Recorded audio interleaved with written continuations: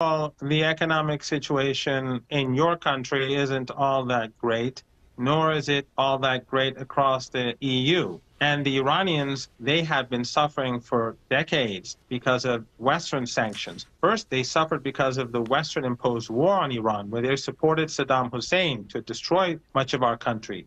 And they gave Saddam Hussein chemical weapons to use against us. I suffered from those chemical weapons. Then they imposed sanctions. The sanctions against Iran, the maximum pressure sanctions, have been imposed because of Iran's support for the people of Palestine. Few countries in the world have suffered like the Iranians simply because they say that apartheid in South Africa and apartheid in Palestine are illegitimate. So when the United States puts its boots on the neck of the Iranian people, there isn't really much at all to be proud of. But Iran is not the Iranian people, whether or not there's a U.S. boot on the neck of the Iranian people, we know the Iranian people are deeply divided inside your own country, not least thanks to the extraordinary bravery and courage of Iranian women and girls in the woman life freedom movement who continue to reject the strictures imposed upon them by the Islamic Republic. That is an ongoing vulnerability inside your country, isn't it? Well, first I have to complete what I said. The Iranians are fully supporting Hamas, Islamic Jihad. There's no ambivalence. And I think the very fact that they have succeeded over the past 3 months shows both their bravery, their courage, their competence, but also the support that Iran has given and will continue to give. But with regards to Iranian women, the dean of my faculty, and I've been an academic at the University of Tehran for 22 years. For those 22 years, 18 of those years, women have been the dean. My boss at the University of Tehran for most of my academic career have been women. So this caricature of women... In that case, you ask them maybe how they feel about the fact that even stricter laws, since the surge of protests after the death of Mahsa Amini, even stricter laws have been passed, women facing up to 10 years in jail now for not wearing hijab. The United Nations has called this a form of gender apartheid. And we see how furious and how unprepared to accept this so many women and young women, girls are in Iran today. You can smile, but this is the reality. Steve, I think you should worry more about Julian Assange and the genocide that your government is helping to carry out in Gaza and the thousands of women who've died and the thousands more who will die. Women in Iran are much more empowered than most countries across the world. Women in Iran are pilots. Women in Iran are professors. Women in Iran are scientists. Women in Iran are taxi drivers. Women in Iran are truck drivers. And the narrative in the West about Iran is almost universally linked to Iran's opposition to apartheid and racism and ethnocentric policies of the Israeli regime. You speak as a man. Maybe just put yourselves for 1 minute in the shoes of Roya Heshmati, who just a few days ago, not long ago anyway, in Iran was given 74 lashes for refusing to wear the hijab. Just put yourself in her shoes. Is that the country you want to live in? You know quite well, if you've ever traveled to Iran, which I'm not sure you have. I have. Well, then if you have, you know that you're giving a caricature of the country to Iran. I'm not going to go into a specific case and what this was about. What you say it's about is not at all what is the reality on the ground. And I will tell you very specifically, clearly, as a man, as a human being, women in Iran have more rights than any of the countries in this region which you have imposed upon the populations. We have run out of time. Mohammad Mandi, I thank you very much for joining me on Hard Talk from Tehran. Thank you. Thank you. That was Hard Talk. I'm Jeff Goods. You're listening to CBC Radio 1. Have a great day. Good morning, Manitoba, and hello, Winnipeg. I'm Marcy Marcusa. This is Information Radio, and we're back in the studio after a wonderful day on remote yesterday out in East Kildonan.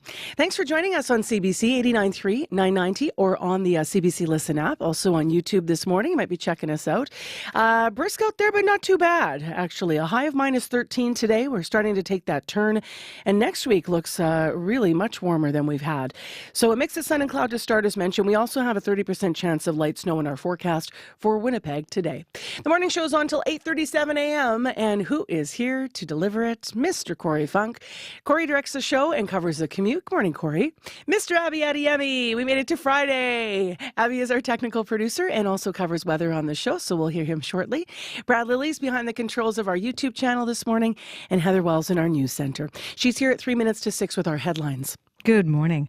Well, we are, as you mentioned, at the end of a very cold week in Winnipeg. The Canadian Automobile Association is dealing with a spike in demand. The CAA's Nadia Matos says they usually get 300 calls for service on a typical winter day.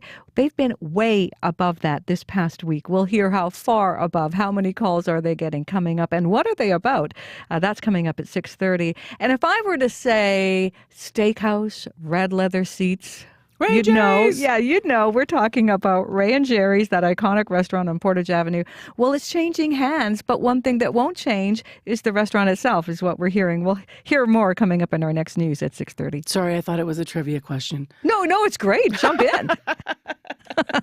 I think a lot of people will know that. I really hope they don't change those red leather seats, though. It's like stepping back in time, right? Yeah, it's beautifully iconic. All right. Thanks, Heather. You're welcome. So we actually have a piece of that story on as well a little bit later. CBC's Jim Agapito headed down to Ray and Jerry's to talk about the transition for that restaurant in Winnipeg. In the first hour of the show, I want to talk about something that I think is really going to be of high interest. It is not well known that women are more likely than men to develop Alzheimer's disease.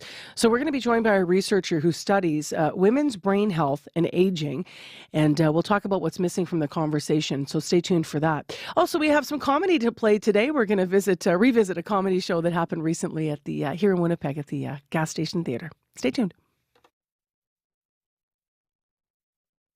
On Cue with Tom Power. You might think Green Day's big breakthrough came with their album Dookie 30 years ago, and yeah, it was a big deal. But when I sat down with the band, they told me it was playing Woodstock and killing it that turned them into the global rock stars they are. Conversation with all three members of Green Day. Welcome to paradise. That's coming up on Cue, followed by Commotion with Elamine Abdel Mahmoud on CBC Radio 1, the CBC Listen app, and everywhere you get your podcasts. This is World Report. Good morning from CBC News. I'm John Northcott.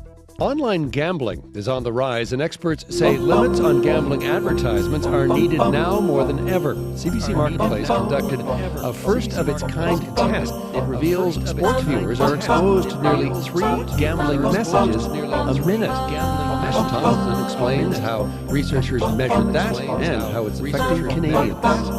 Gambling ads are everywhere.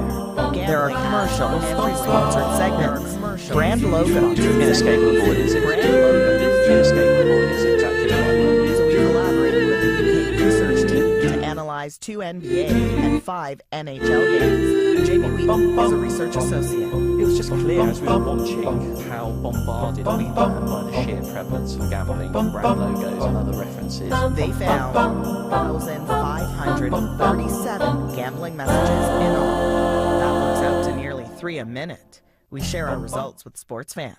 That sounds like extremely high, but at the same time, like it is everywhere you look. So experts say this is potentially harmful for young people. Deirdre Corney is an addictions counselor. In our second quarter, we've had more calls than the entire last year. It's been online gambling. Paul Burns is the CEO of the Canadian Gaming Association. He says advertising is highly regulated. There's always more we can do, and we will continue to do that, and we are. We reached out to the leagues and broadcasters about their role in this. No official comment from the NBA or NHL. Now CBC says Sportsnet controls the advertising.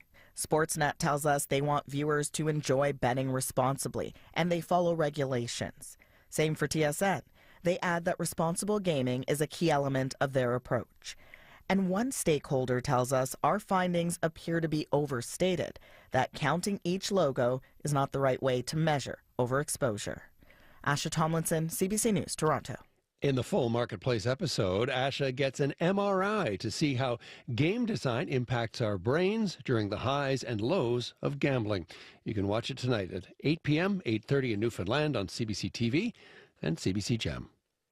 The coroner's inquest into the 2022 mass stabbings on Saskatchewan's James Smith Cree Nation is closing out its first week of testimony. Yesterday, the inquest heard from the common-law partner of Miles Sanderson, the man who killed 11 people and injured 17 others. Vanessa Burns recounted the violent domestic abuse she suffered during her 14-year relationship with Sanderson. She says he beat her 2 nights before the attacks, and his brother, the first victim of the stabbing rampage, had taken him out for a drive to try to cool him down. Nova Scotia residents who lost everything in a fire are having conflicting feelings now that a young man is charged with allegedly sparking it. The Barrington Lake fire was the biggest in Nova Scotia's history. Starting last May, it burned for 2 months. Kayla Hounsell has the latest. I lost my house, barn, my family cottage, and pretty well all of my fishing gear. Despite losing so much, Casey Demings is not angry at the man now charged with allegedly starting the wildfire in Nova Scotia's Shelburne County last spring. Everybody can look back on their life and say that they were reckless at some point in time. Some of us got away with it. What he did happened to be catastrophic. 22-year-old Dalton Clark Stewart has been charged with lighting the fire, failing to take reasonable efforts to prevent the spread, and leaving a fire unattended. Orlando Fraser with Nova Scotia's Department of Natural Resources says if convicted, he can be fined up to $50,000 and or face up to 6 months in prison. This is not a criminal matter. This is a provincial legislation of Forest Act. The fire burned more than 23,000 hectares, destroyed 60 structures, and displaced thousands of people. Resident Laura Torak volunteered to serve them meals. I don't think the charge from DNR is enough. This kid doesn't have $50,000 to pay a fine, and he goes to jail for 6 months. So what? The RCMP investigated and determined the evidence does not meet the threshold for criminal charges. Stewart is set to appear in court in March to answer to the Forest Act charges. The Department of Natural Resources is still investigating a separate fire at the same time in the Halifax suburb of Upper Tantallon. In that fire, 150 homes were lost. Kayla Hounsell, CBC News, Halifax. The U.S. government is once again walking back from the fiscal cliff. For now, Congress voted last night to fund the government until early March. But the two parties are still a long way from reaching a long-term deal. For more, we're joined by the CBC's Richard Madden in Washington. Richard, take us through what happened last night. Well, what led to the bill is basically the weather. A winter storm threatened to disrupt the agenda on Capitol Hill, so last night lawmakers moved up their vote on a short-term bill to fund the government until early March, narrowly avoiding another partial government shutdown that would have started this weekend. Now, this $1.5 trillion agreement is basically a stopgap measure to keep the lights on and pay the bills for the next 2 months. Hardline conservatives, many of them allies of former President Donald Trump, voted against it, pushing for more spending cuts. So while there's some progress on keeping the government open, a separate congressional fight is escalating over tying funding to Ukraine and Israel to the U.S. southern border. Now, Trump is urging his fellow Republicans to reject any deal negotiated with Democrats in the White House, and that sets up another showdown with President Joe Biden. I think the vast majority of members of Congress support aid to Ukraine. The question is whether or not a small minority are going to hold it up, which could be a disaster. So, Richard, the government funded into March. What happens now? Well, in 6 weeks, this funding deal expires, so lawmakers will be back at it again to come up with another spending agreement to avoid a shutdown. It's a sign of a divided Congress, unable to agree on a full-year government funding bill. But the House Speaker is trying to strike a tone of optimism, saying lawmakers just need more time to find a compromise. But compromise has been elusive on Capitol Hill. CBC's Richard Madden in Washington. Thanks, Richard.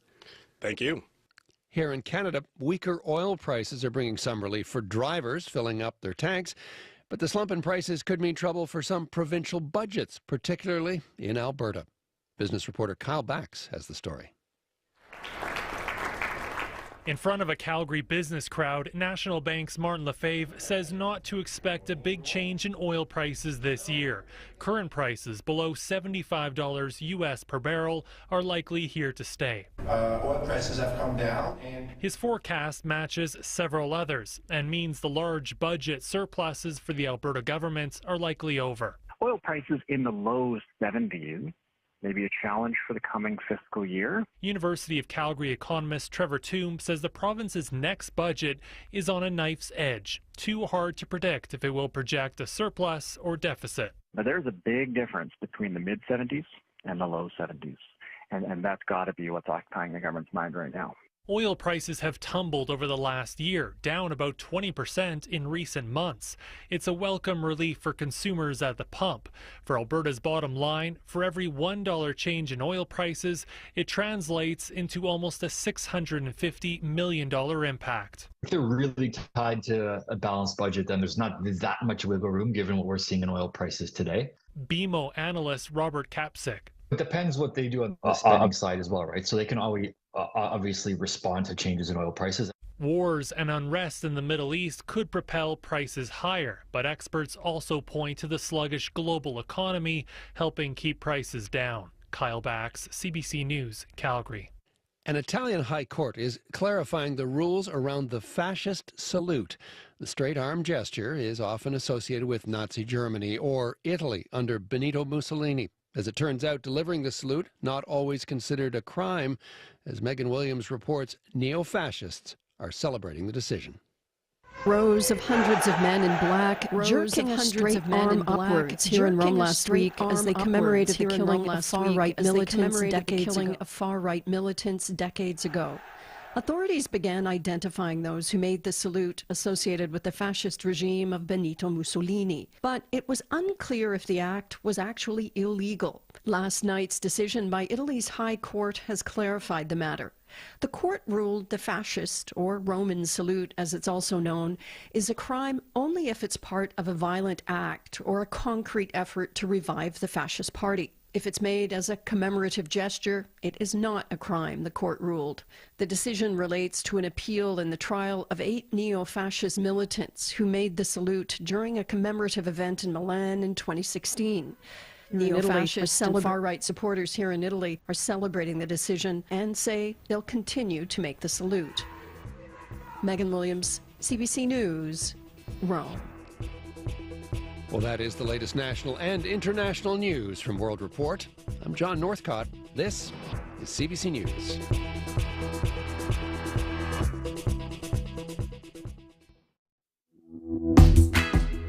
Well, good morning, everyone. Welcome to Friday. I'm Marcy Marcusa. This is Information Radio on CBC 89.3 FM, 990 AM, or on the app.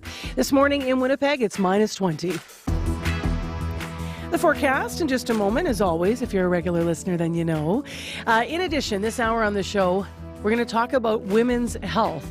Specifically, it is not well known that women are more likely than men to develop Alzheimer's disease. So we have a researcher who studies women's brain health and aging. We're going to talk about how a biological sex and gender roles can have an impact on the risk of developing not just Alzheimer's, but age-related brain disorders overall. So stay tuned for that conversation. Also, using artificial intelligence to enhance music. We're going to take you to the University of Manitoba to hear more about what that story is all about. And yesterday, we honed in on the state of recreation in the city ahead of the upcoming budget. And you wrote into us letting us know what your hopes are as councillors go into this budget process. Or I should say continue the budget process. So we're going to hear some of the listener lines, people that were calling during our show while we were out live at Elmwood Kildonan's pool. And again, want to thank the facility managers out in East Kildonan for having us there yesterday. So we had a great morning. We also have just dozens and dozens of comments online. I actually think we're over 100 now. So we'll have some of those comments as well about where we go from here. So stay tuned. Right now, let's go to Heather Wells and find out what's happening in news. Good morning. Well, the Chief Medical Officer of Health for the Winnipeg Regional Health Authority says it is working to reduce growing ER wait times. 10% of patients waited 14 hours or more to be seen at St. Boniface ER. That's according to the latest available data from the WRHA from November. We're going to hear the experience of one Winnipeg woman coming up.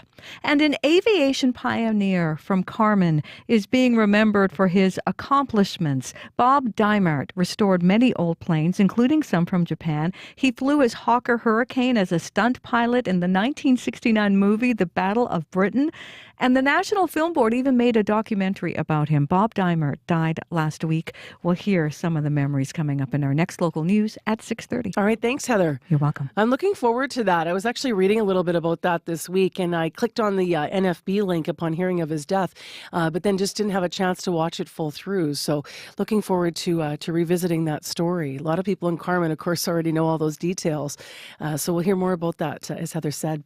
Right now, let's go to Abby Adeyemi for more on the weather. How you doing? Good morning, Marcy. I'm doing good. You know, I'm just kind of happy now because we're getting to we're like at the end of a very cold week. We are. So I'm like, okay, how does this feel? How am I feeling? I'm like, okay, I don't have to worry about running out to go plug the car. Oh, excellent. That's Excellent just how I news. feel right now. And now, moving forward, it's going to continue to improve. So today, what are we looking at? Yeah, it's actually still chilly. We're at minus 20 degrees with ice crystals, but you need to bundle up because it's cold out there still. Throughout the day, we are looking at a mix of sun and clouds with a slight chance of light snow later in the day. Not too windy, however, so don't let that fool you. We are still going to be seeing like a high of minus 13 today, and the wind chill is going to make it feel like minus 32 as you start your day, and then it's going to improve to minus 20 during your lunch hour. There's a risk of frostbite out there, so you need to layer up. So if you're going to be like commuting and changing buses, you need to remember to layer up because it's still kind of chilly out there. But right now, Winnipeg is waking up to minus 20. So I don't know if you could tell, Abby, on the visual streams yesterday we were sending back, but Corey and I were like sweating our butts off. It was the best. I was so jealous, actually. It was really, really humid in there, really warm. But as Corey said, it was kind of the best because yesterday when we started, it was frigid out there. Yeah, I also, full disclosure, I usually wear socks and sandals around the studio, and I didn't have time when we were packing up to go to the pool, so I wore socks and sandals like outside for a little while while we were unpacking. I know. But then by the pool, it was very appropriate, so it was great. There were already people outside the pool in the morning. We were talking about the need for rec in the city, or rather how rec is used in the city, recreational facilities. It was just really nice to see people waiting and, for their regular swim. I'm sure there's many of them right now listening to How did you manage your foggy glasses? That was... Did that show? You saw it then? Yeah. Honestly, I was concerned when I first walked in to do our show on remote yesterday. I thought to myself, oh boy, this is going to be a long morning. They fogged up immediately, and then a little later when I was getting warm again. But besides those two times, it eased up, so I was lucky. Oh, lucky you. Yeah, I wouldn't have been able to see my scripts. All right, Corey Funk, you can see, and Yes. Is there much to see on the commute? And so far, not too much. Even just looking at the highways right now, it looks like things actually are all overall fairly good. No major covered highways, anything like that, according to Manitoba 511. Here in the city, haven't heard anything yet either on the commuter line, but there can still be. I've noticed just from driving around the city, ruts are still a thing. Still many slippery spots around the city, so you do still got to take it a little slower than normal. But if you do see something else going on out there, I can tell you my run-in this morning, the sidewalks actually are probably the grippiest things in the city right now. So not too bad, at least through West Broadway. But if there's other places you don't see, maybe the sidewalks are looking so good or so paved, also give me a call on that CBC commuter line. Happy to share that with folks. Give me a call, 204-788-3093.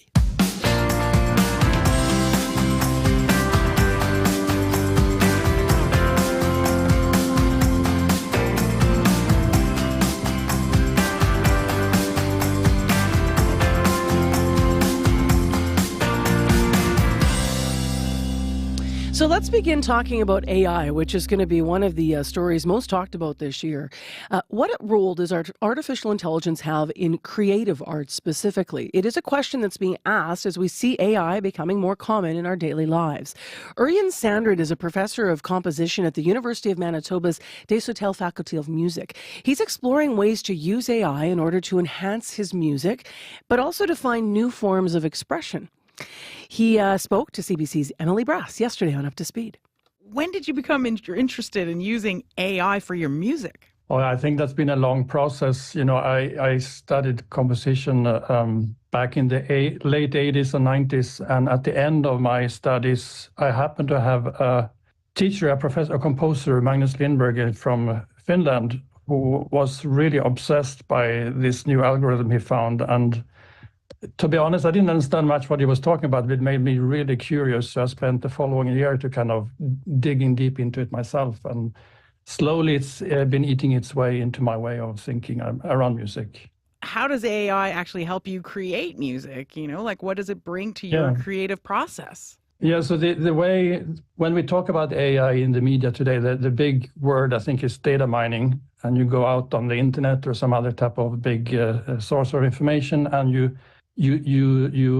collect information about what you want to generate. So it could be the ChatGPT that generates text, but in music you can also instead then look into a lot of music pieces and trying to figure out how they're made with this algorithm, and then the algorithm can generate new pieces like the way you described just a minute ago. And the problem with that technique for me is that you can never generate anything that's outside what's known in the data, so to speak. So you can basically never generate anything new. You can just generate something that resembles something old. And being a composer, I'm more interested in exploring the unknown and finding expressive possibilities in new ways of thinking about music. And that kind of disqualifies this data mining process that's used popular. So I'm more looking into how music is built in terms of building blocks, and trying to see how they can be tweaked, how they can be recombined. You can look at music as a really, really complex puzzle if you want, and how do you put these pieces together in unexpected ways. A lot of creative people speak about the importance of making mistakes and taking risks, and often it's through the mistakes you discover new possibilities, and you can explore that mistake and see that, okay, it was a mistake originally, but actually it has a lot of potential. And as being the composer, I find myself being the judge of what's expressive in all of this, because the problem with these algorithms that relate to artificial intelligence, they do not understand at all human expression. They have no experience of any emotion, of course. They're completely cold algorithms. So if you want to create something that's expressive, then those algorithms will not really help you with that. They just treat music as a big crossword, I would say. Is that like some of the limits then for AI? Like if you want to use it in this creative, creating new forms of music, like is that one of the problems? Yeah, I don't think we see an artificial intelligence algorithm today that is able to understand emotions. I mean, human being has a lot of, we understand that it's a human being because we can feel joy, we can feel pain, we can fall in love, we can cry, all these type of things. The machines have no experience of that at all, of course. They don't know what it is. And music relates to a lot of emotions. So the algorithms cannot replace that. And, for me, the essence of music is communication. Like you, as a composer, have an idea that you bring to a performer, that with the performer's experience, perform that, and then a listener experience the ideas and the expression the performer did. So it's a communication between humans. And if you replace some human in that chain, then it gets a little bit complex what is actually communicated at all, if anything at all. Or is it just like looking at patterns that are very abstract but have no real meaning, so to speak? So what kind of AI tools are you using then?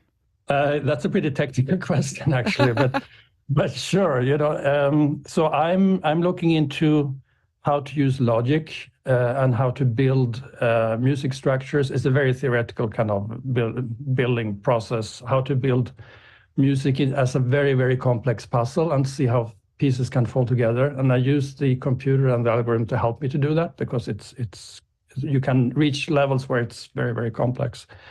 Nevertheless, those processes will not give me automatically good music. I have to be there and see what comes out. The fascinating part for me is that the machine can give me unexpected things that I didn't think about myself.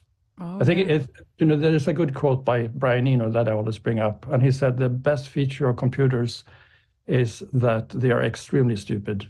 And they always find things that I would never have thought about myself. And I really agree with that. They are so naive. They just present like maybe this one, I have no idea what it is. Maybe this is good. And you can see, yeah, actually that was pretty stupid, but actually there's something in it that I can develop and make something good out of. Yeah, so obviously at this point you still need the musicians, but some people have concerns about AI replacing musicians and artists. I mean, do you see that as a risk for your work? And we're not there yet at all, I think. When the way AI is today, it's very artificial and less intelligent in my way of looking at it. There's no real intelligence in AI today. It's just a way of putting things together in very complex pattern that resembles intelligence. Like it's like a magician. Like it looks intelligent, but actually, someone is hiding the rabbit behind your back. That kind of thing. What an interesting conversation. Arjun Sandra, professor of composition at University of Manitoba's Desautels Faculty of Music, speaking there with up-to-speed guest host Emily Brass. 6:22 a.m. right now, -20 and clear in Winnipeg. Well, next on the program, according to the Public Health Agency of Canada, about 2/3 of seniors living with dementia in this country are women. And despite that number, there's limited data on how biological sex and gender roles can have an impact on age-related brain health. Gillian Einstein is here to talk about it. She's Wilfred and Joyce Poslin's chair in women's brain health and aging. She's also professor of psychology over at the University of Toronto. Hi there. Hi. So what has motivated you to research this area? Well, many years ago, I was actually studying Alzheimer's brains at autopsy, and I noticed that most of them were women. And I went to the literature and looked to see what was known about the incidence and prevalence of Alzheimer's disease in women, and there was very little known. So I wrote an editorial in a journal called The Neurobiology of Aging, called To Each Her Own. And I said, most of the brains of most of the people with Alzheimer's disease are women, and we're not studying women, and we should. So it's been that's my course since then. There's such a lack of data on all kinds of women's health issues, like heart attack. I know we've done interviews on heart attack, heart disease. Things present differently for women. There's different numbers, but we just don't have the data to support it because the studies have been men historically. Absolutely. What is it specifically about women, though, that puts them at greater risk than men for Alzheimer's specifically? Well, of course, that's the $64,000 question, or maybe we have to up it to $1 million question now because of inflation. But that's something that many of us are studying very actively right now. And we're studying both the biological differences, sex, and social differences, gender.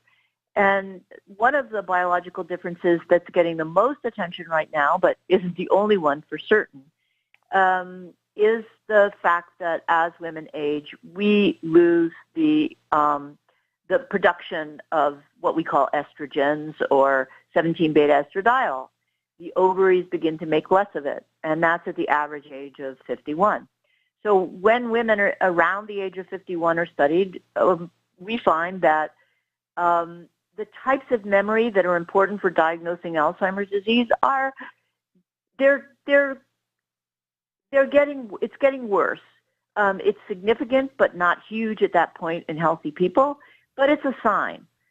However, people as they age also have worse memory. So age itself can make a difference. So in my lab, we're actually studying younger women around the age of 43, 44, who have had their ovaries removed. So their ovaries are not there to make estrogens. And we are seeing the same kinds of changes in those women as we would see later in menopause. How interesting. So can you talk a little bit about social factors and how they're expected or suspected, I should say, to affect the aging process of women's brains? Absolutely. So, we know that women are less educated than men in general worldwide. We know that women have poorer diets because of lower socioeconomic status because we earn less. But I'll zero in on caregiving, which is an issue in Canada. And most of the people providing care are women. We care for our children. We care for very sick children often. We care for our aging parents. We care for our aging partners. And caregiving itself, long-term, can lead to very high stress and burnout. And stress itself is a risk factor for Alzheimer's disease. So we really need to think about putting the proper supports in place for women who are caregivers. And that's something the government can do by providing the money necessary to provide those supports. It's wonderful to imagine the benefits of the elderly aging in place.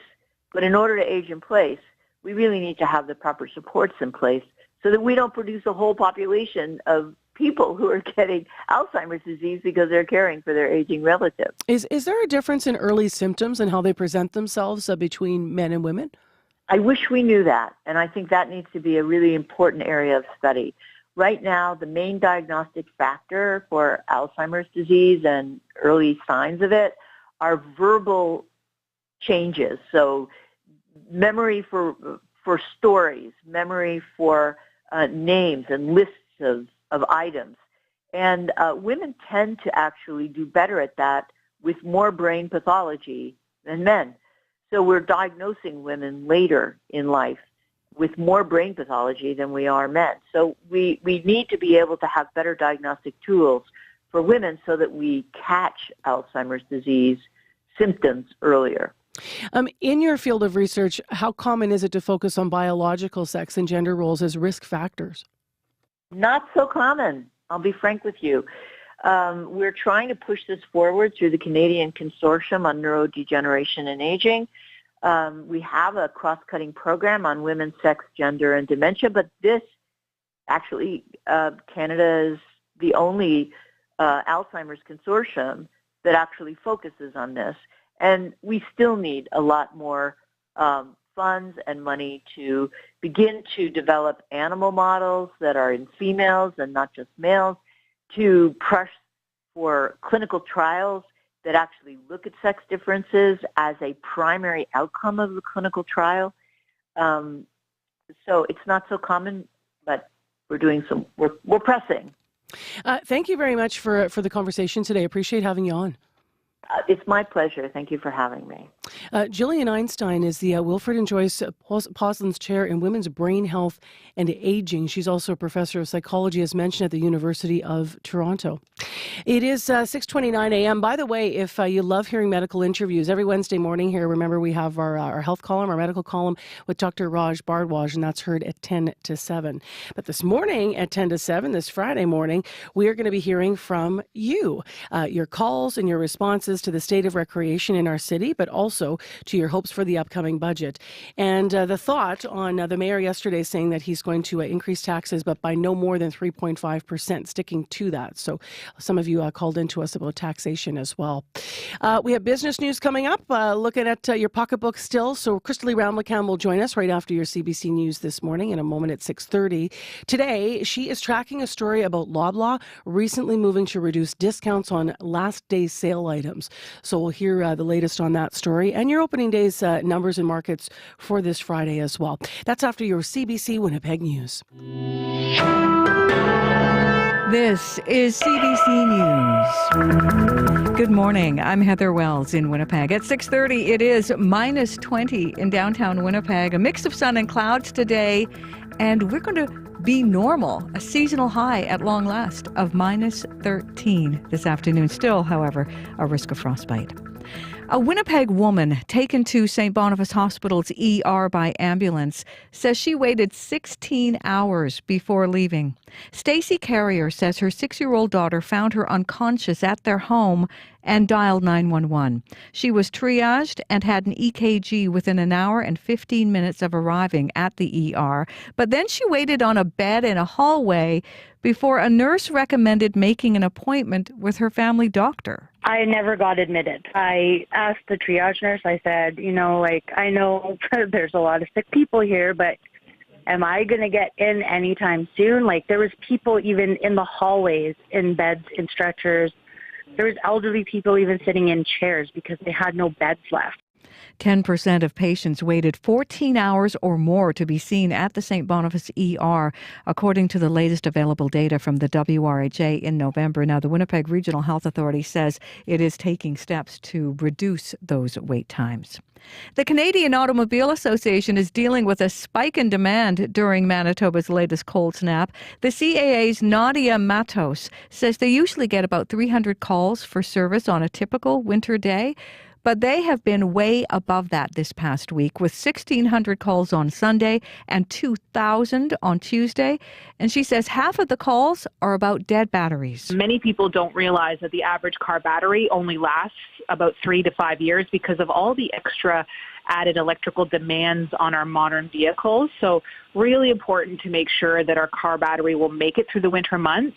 Mato says if you notice a clicking or grinding noise when starting your vehicle, if you've had trouble starting it in the past, or if your headlights are unusually dim when idling, it's a good indication your battery may need to be replaced.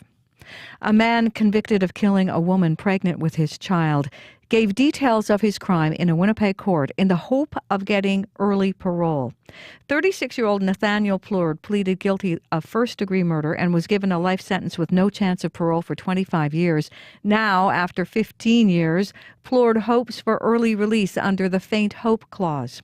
In 2007, Plourde beat 24-year-old Roxanne Fernando to death with a wrench. Her body was found in a snowbank northwest of Winnipeg. 2 others pleaded guilty to murder in connection to Fernando's death.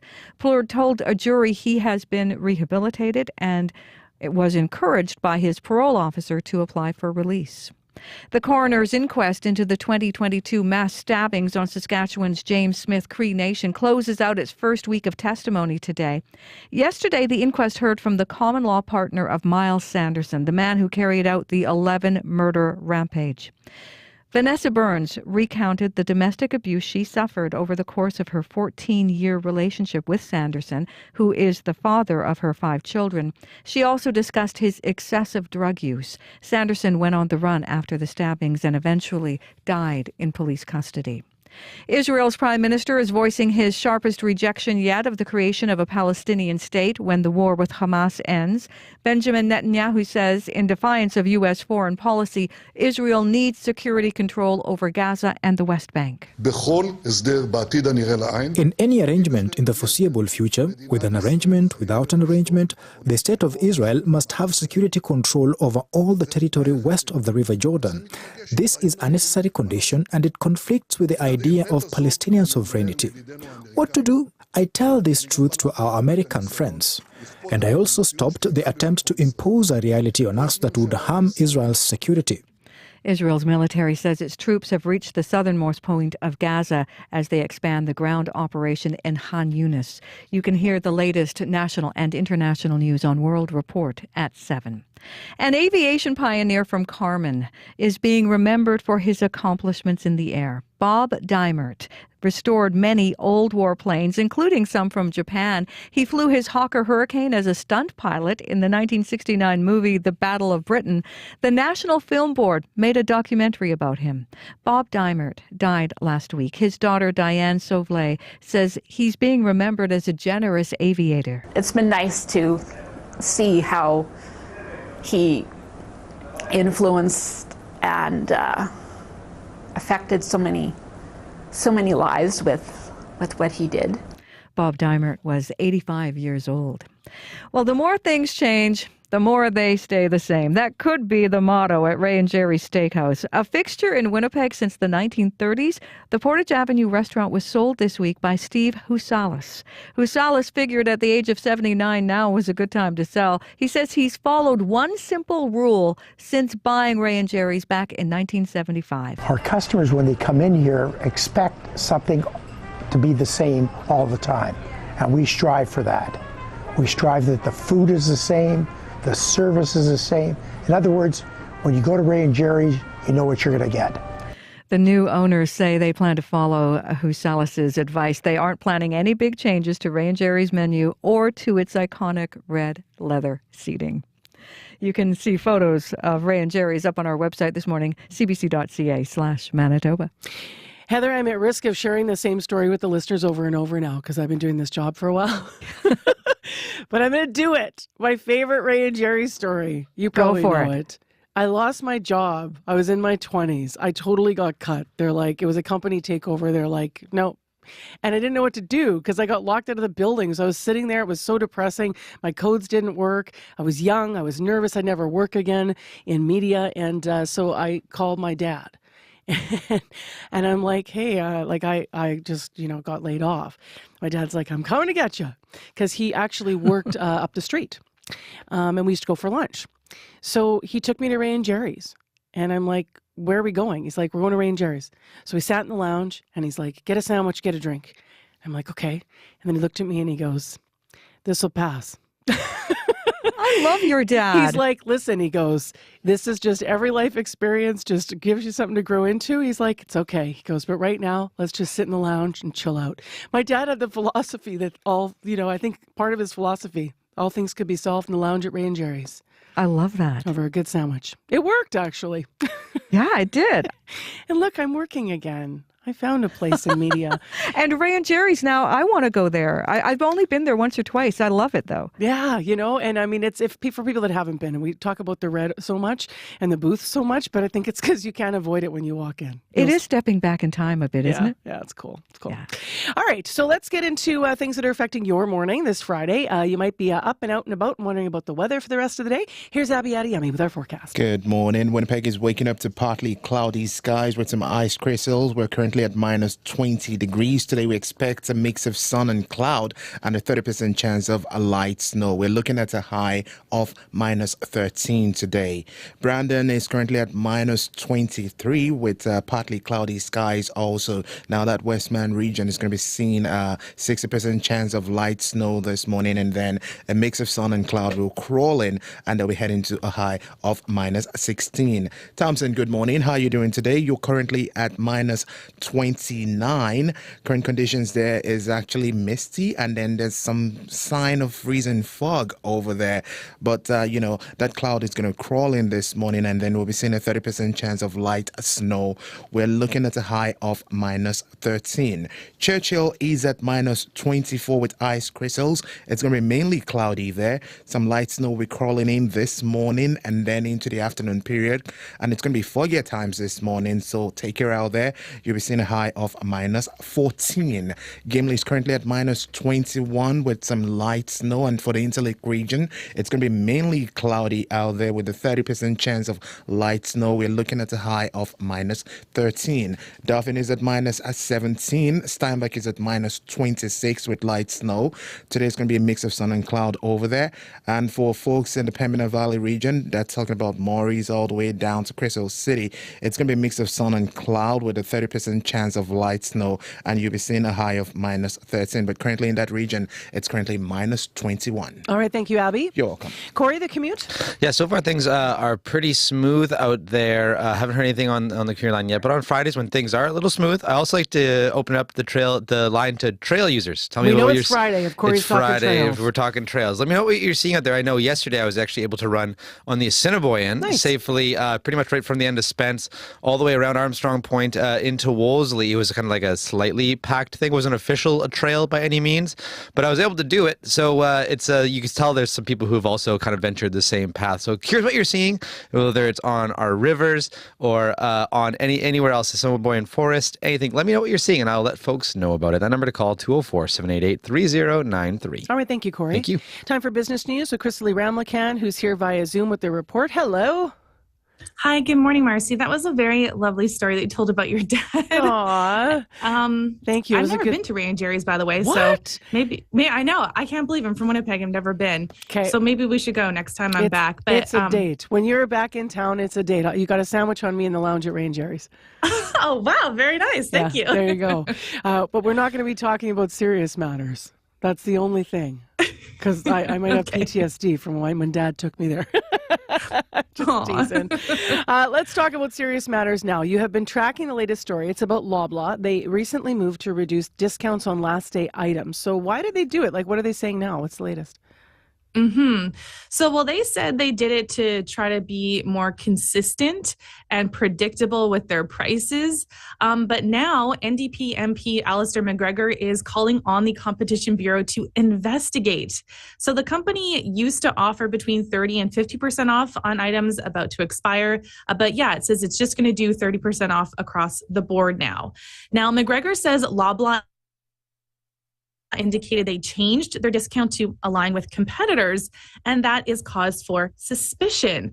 However, competition experts say it's normal practice in the industry and not a sign of collusion. They say it's not against the law for competitors to see what other competitors are doing and to follow suit. They say as long as competitors are doing it on their own and they don't have an agreement with each other, it's not a problem. So Metro says it has been marking down foods by up to 30% for actually more than 2 decades now. And so for more on this, here's Lisa Hutchison, who is a retail analyst with JC Williams Group. I think it's just them looking at their margins and saying, why do we have to take deeper when our, just sort of matching what their competitor is doing versus being more aggressive. Now, the government has been leaning on grocers to stabilize food prices. So experts say with the spotlight on grocers, it's likely not, the discount is likely not a conspiracy. But, collusion is very difficult to detect and usually doesn't come to light without a whistleblower or a conspirator coming forward. Let's go to another story. The COVID-19 pandemic led to a substantial increase in work from home across Canada. What have the implications, though, now been on the economy and on society as well, Crystalie? Yeah, well, Statistics Canada looked into this. And so after rising to about 40% in April 2020, the percentage of Canadians working mostly from home actually fell to about 20% in November of last year. But it's actually quite a bit more than a few years ago. Only about 7% of Canadians worked most of the time from home in 2016. So Stats Can found of employees usually working from home, almost 1 in 4 would ideally like to work more from home, and 1 in 8 want to work less from home. So that kind of poses a challenge for employers seeking to implement telework to accommodate that diversity of preferences. And the increase in work from home has also reduced public transit, putting financial pressures on urban transit systems. But work from home has also likely reduced greenhouse gas emissions with fewer people commuting. So for more on this, we spoke to Cece Pau, who is the principal consultant at Clear HR Consulting. Here's what she's seeing in terms of people when they're hiring people and they're asking for flexibility. It's people, who can't afford to live in the city and they work in the city, or it's, people that have young kids or people that are closer to retirement. I would say it's across the board. I wouldn't say it's any particular demographic. What I would say is that I think certain people are more willing to ask for it when they move to a new employer. And she says because people worked from home for so long, people have really gotten used to different habits. Before you look at the numbers this morning, let's talk about ranch. We're switching gears completely now, but let's talk about ranch. Yes, that ranch that you eat. It goes well with a lot of foods. A lot of us dip a lot of things in it. But you're talking about now this morning ranch and something else, an interesting new combination? Yeah, so what started as an April Fool's Day joke ended up as a real-life very popular product, enough to actually sell out in a whole day. Burt's Bees and Hidden Valley Ranch have come out with a set of lip balms that taste like a basket of chicken wings. What? I really? know. So all Yes. day, that's what you're tasting? All day? Like, it's good in the moment, but then don't you go and want to, like, brush your teeth or whatever? Like, all day? Wow. Yeah, I'm not sure if I'd want to taste, kind of that probably a fake kind of wing taste on my lips all day. But anyways, they were very popular. And the 4 flavors that they had were buffalo sauce, celery, carrot, and of course, Hidden Valley Ranch. So, when most companies announce gag products, think Velveeta martinis, Doritos booze, and the KFC chicken Yule logs, they're not really looking to make money or even sell out. They're usually clever marketing ploys to try to garner attention. But I guess it worked in this case. And the idea for the product actually came from a joke Instagram post that the companies posted on April 1st of 2022. And then they made it into a real product. Wow. I don't know what's sadder, that product or the fact that I would eat a KFC chicken Yule log. Actually, it's that you put it in your fireplace and then your house smells like KFC chicken. Oh, okay. Maybe not that. How are markets looking this morning? What do you see in the numbers? So in Europe, markets are cautiously higher. Germany, the UK, and France are all up. In Asia, Taiwan is leading gains, and Japan's inflation is the lowest it's been since June of 2022. So Japan is up, Shanghai and Hong Kong are both down. Oil is flat at $74.08 US per barrel. Gold is up $14.20 to $2,035.80 US per ounce. And the dollar is up 0.06 of a cent to 74.2 cents US. All right, have a great weekend. Thanks, Marcy. You too. That's Crystalie Ramlakhan with our business news on this Friday morning.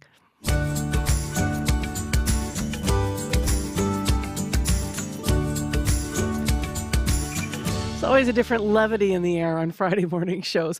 It is clear. It's minus 20 right now in the city of Winnipeg. It's also minus 20 over in Brandon. Freezing fog in Thompson this morning, minus 29, but winds are calm. For Winnipeg, it's going to be a mix of sun and cloud we're getting today. Chance of light snow, our high minus 13, and of course with wind chill a lot colder. Well, we have some music from Winnipeg musician Larissa Music next. She is getting ready to go off to Ireland to play at the Your Roots Are Showing music conference. But we wanted to send her off by hearing one of the songs from her debut album. So going back to some strumming guitar tunes. This is called Tomorrow's Bound. Pardon me, the album is called Tomorrow's Bound to Come.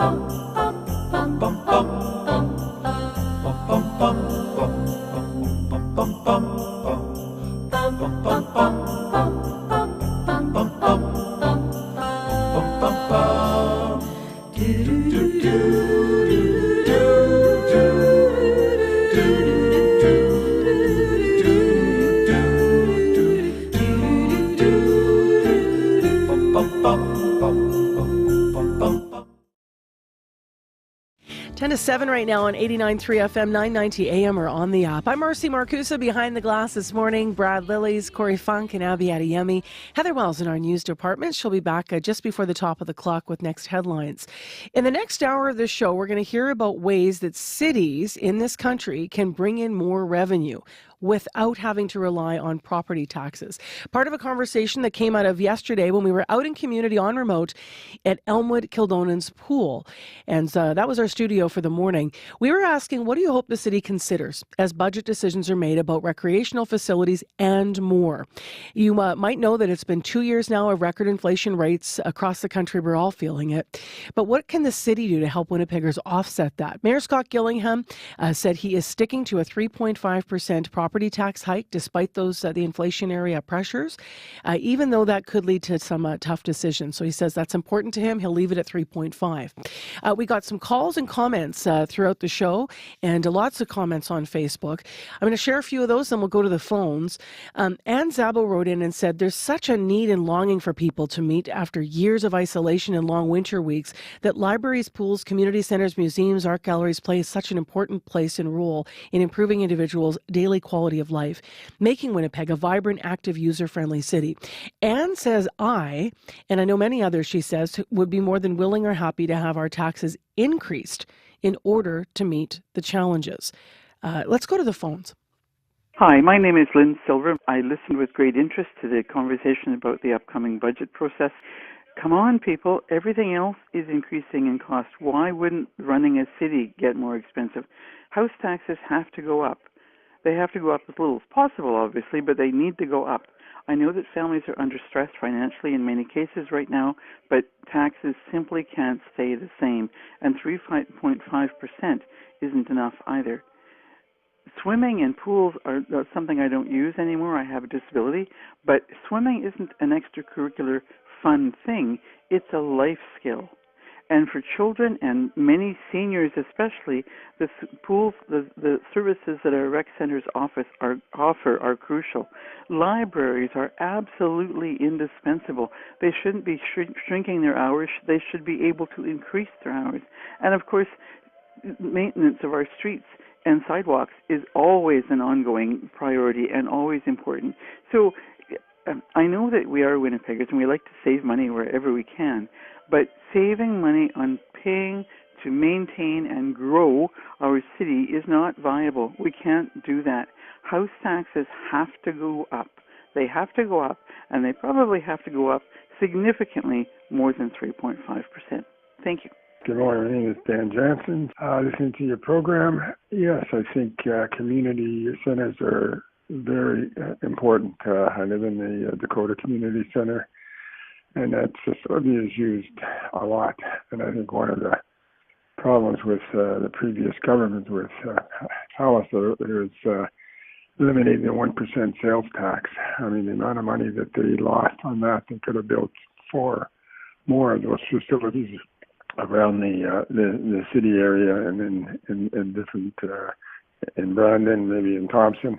It would just be so much better for the community. Thanks so much for calling on the listener line. As I mentioned, there's probably over 100 comments if you look at all the posts on my Facebook page this week about recreation and about upcoming budget process. Some of you are writing in to talk about the fact that not everyone, of course, can afford to have their taxes go up. Charlene wrote in to weigh in. She said there's a program for city facilities, however, for low income if you want to go, so you can get some rebates. But Char says it's not well advertised. She says, I've used it a number of years. You fill out a short form, you submit a copy of last year's income tax, and you can use the pool or gym for free. A limited use of classes is included. Cindy Clausen's particularly welcoming, and there is, of course, a library on site there. So thank you, Char, for highlighting that for people who might be on low income and looking to access city facilities with some financial assistance.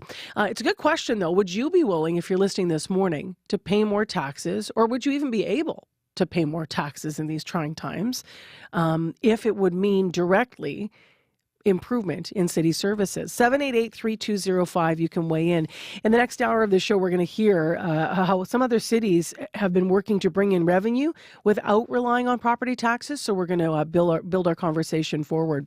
Time for a few more comments, though, and I'm moving away from the idea of recreation and city services. Sel Burrows wrote in out of our conversation and show yesterday. He said 3 crime prevention reports recommending massive increase in inner city recreation are out, and they were totally ignored. No teens for city kids, no gymnastics, inner city community centers empty because there are no good programs. Meantime, suburban rec centers cell rights are jammed with kids whose parents can pay for their rec. When I was a Winnipeg recreation director in the inner city, he goes on to say, we had so much recreation going on. The deputy police chief would drive around the area and find out why juvenile crime disappeared at that time. So he goes on to write, it's not about physical facilities, it is about the ability to pay. The user pay system for recreation means very few programs that people can afford. If we were to reverse Winnipeg's position is the highest violent crime in Canada, if we want to reverse, Winnipeg's position as some of the highest violent crime in Canada, we have to start with inner city recreation. So thanks very much, Sel. Sel has been a long-time advocate and obviously a long time involved in our inner city with a number of different populations. So writing in from an informed point of view there. As I mentioned, there's so many comments and there's also some lovely stories. So we'll read some more comments in the next hour of the show as we continue our discussion about our bottom line. Right now, though, it's 3 minutes to 7 o'clock on 89.3. Heather Wells is here with headlines. Good morning. Well, a Winnipeg woman taken to the St. Boniface Hospital ER by ambulance says she waited 16 hours before leaving.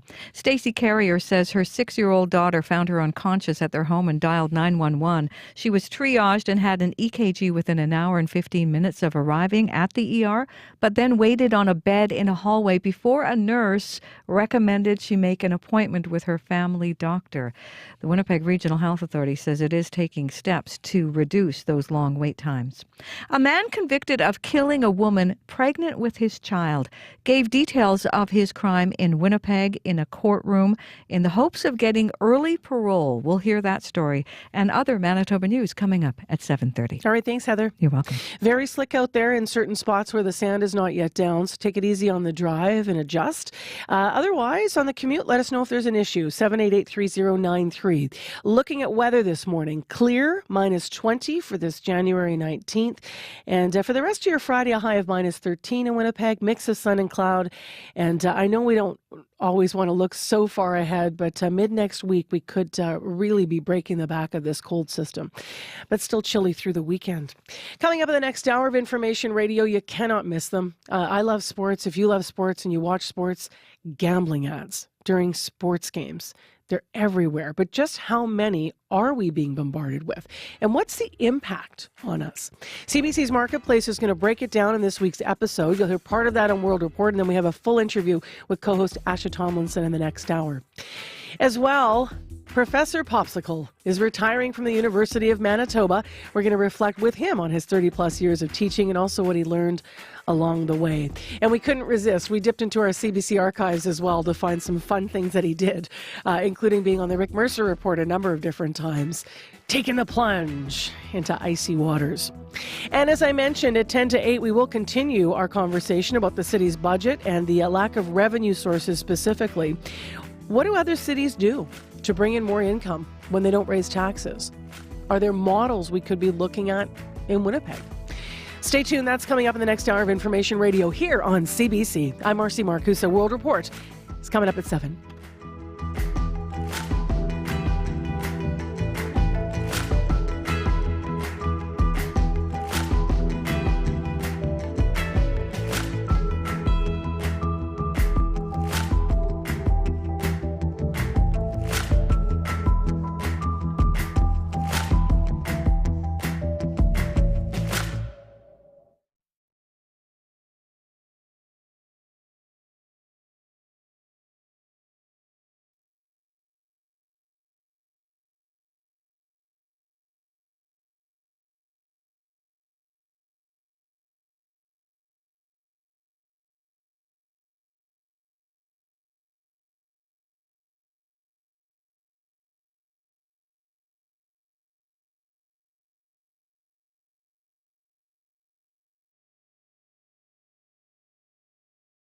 This is World Report.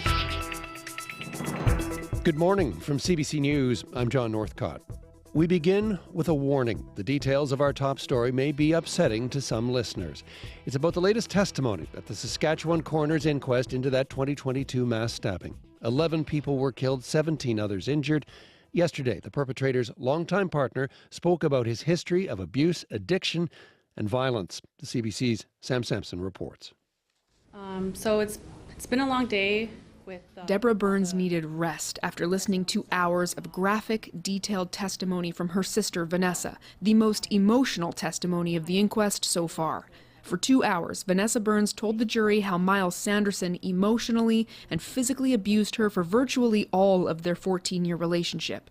She said he was manipulative. He only worked to get money for his addictions, and he beat her when she was pregnant with some of their 5 children. Vanessa said she drove Miles around to help him sell drugs in the weeks leading up to the stabbings. 2 days before the attacks, Miles brutally beat her while she was behind the wheel. When she stopped the car near a home in James Smith Cree Nation, his brother Damien came out to break up the assault.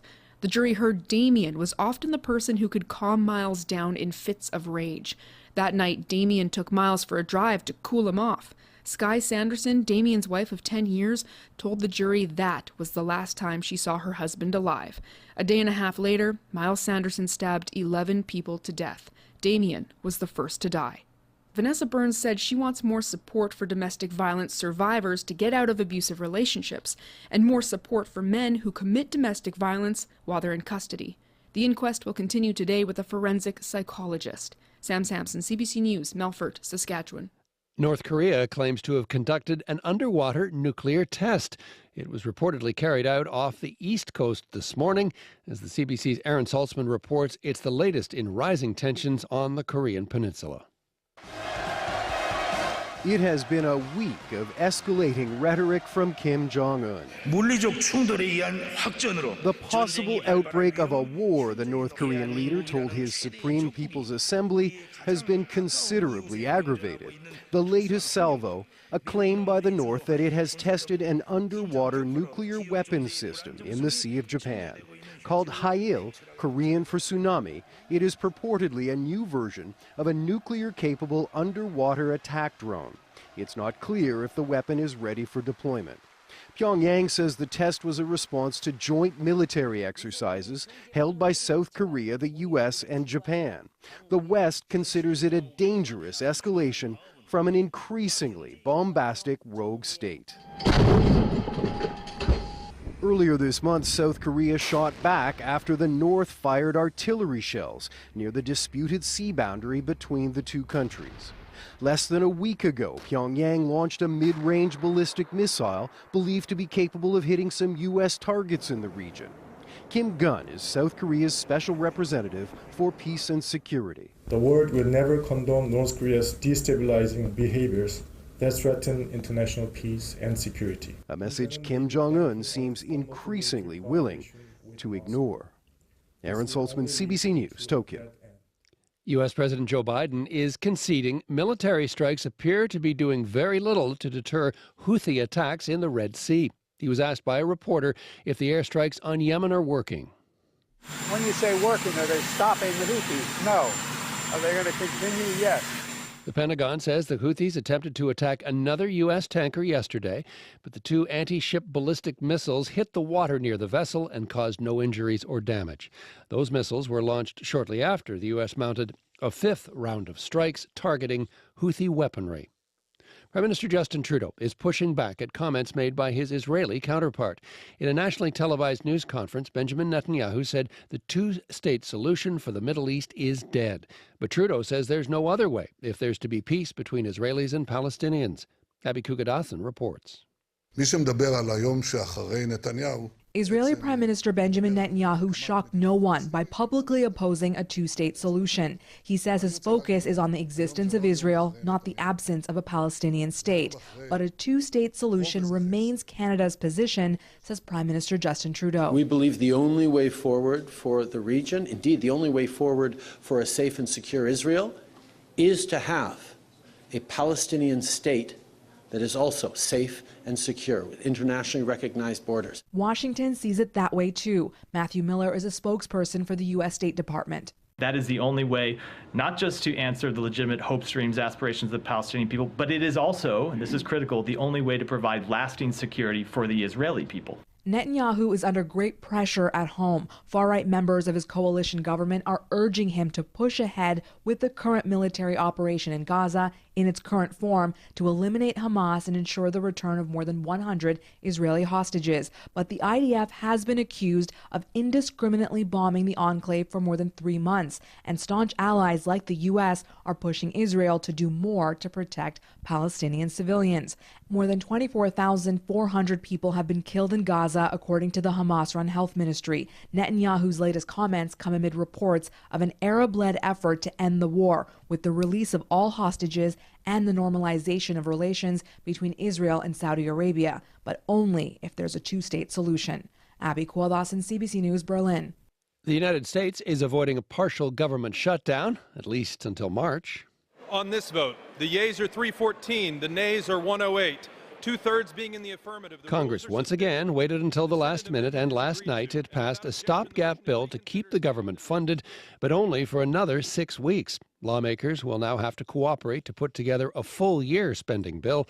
Many Republican members insist deep spending cuts must be made. They're also demanding more money to strengthen security at the U.S.-Mexico border. Federal Conservative leader Pierre Poilievre has some harsh words for the mayors of Quebec's two largest cities.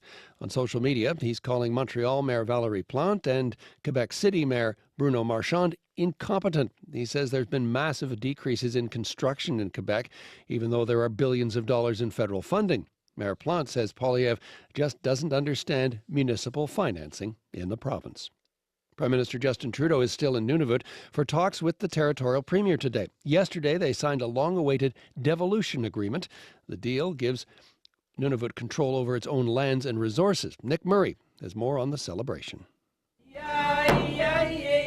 Nunavut's Inuit have waited decades for this moment, when Canada's Prime Minister, Inuktitut Salabiks no less, signed off on the largest land transfer in this country's history, more than 2 million square kilometers being handed over by the federal government. I really wanted to bring my own son, Hadrian, to witness this historic day and see what this country can achieve when we truly work together. The deal will increase federal transfers to Nunavut by $85 million a year, plus a one-time payment of $82 million to help with the transition and training. It is our time, our territory, our decisions, and our future. Premier PJ Akiarok says Nunavut is ready to take on more responsibility.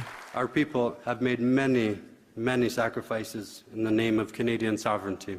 In the past, too many decisions about us were made without us. Nunavut now has the ultimate say in development on its lands, plus gets royalties up to a certain point. The territory is already home to gold and iron mines, but Akiarok says there's so much more potential across the Arctic tundra. Our land is rich with precious metals, minerals, as well as rare earths that could secure our economic prosperity into our future. But there's still work to do. The parties will spend the next 3 years implementing the plan. There's also the question of offshore resources. They'll go back to the table on that issue. Nick Murray, CBC News, Iqaluit. Time goes by so slowly. Time goes by so slowly. Time goes by so slowly. Time has been going too slowly for a pair of fans suing Madonna in New York. They bought tickets for her December 13th show, a Tuesday night. The performance supposed to start at 8:30 p.m., but Madonna didn't take to the stage until 10:30, and concert goers didn't get out until about 1 in the morning. Too late for these fans, who then struggled to get up early for work. They're now suing Madonna and her tour promoter for breach of contract and false advertising.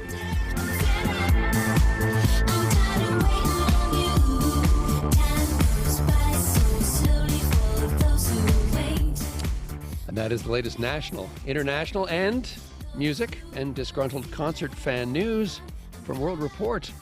I'm John Northcott. This is CBC News.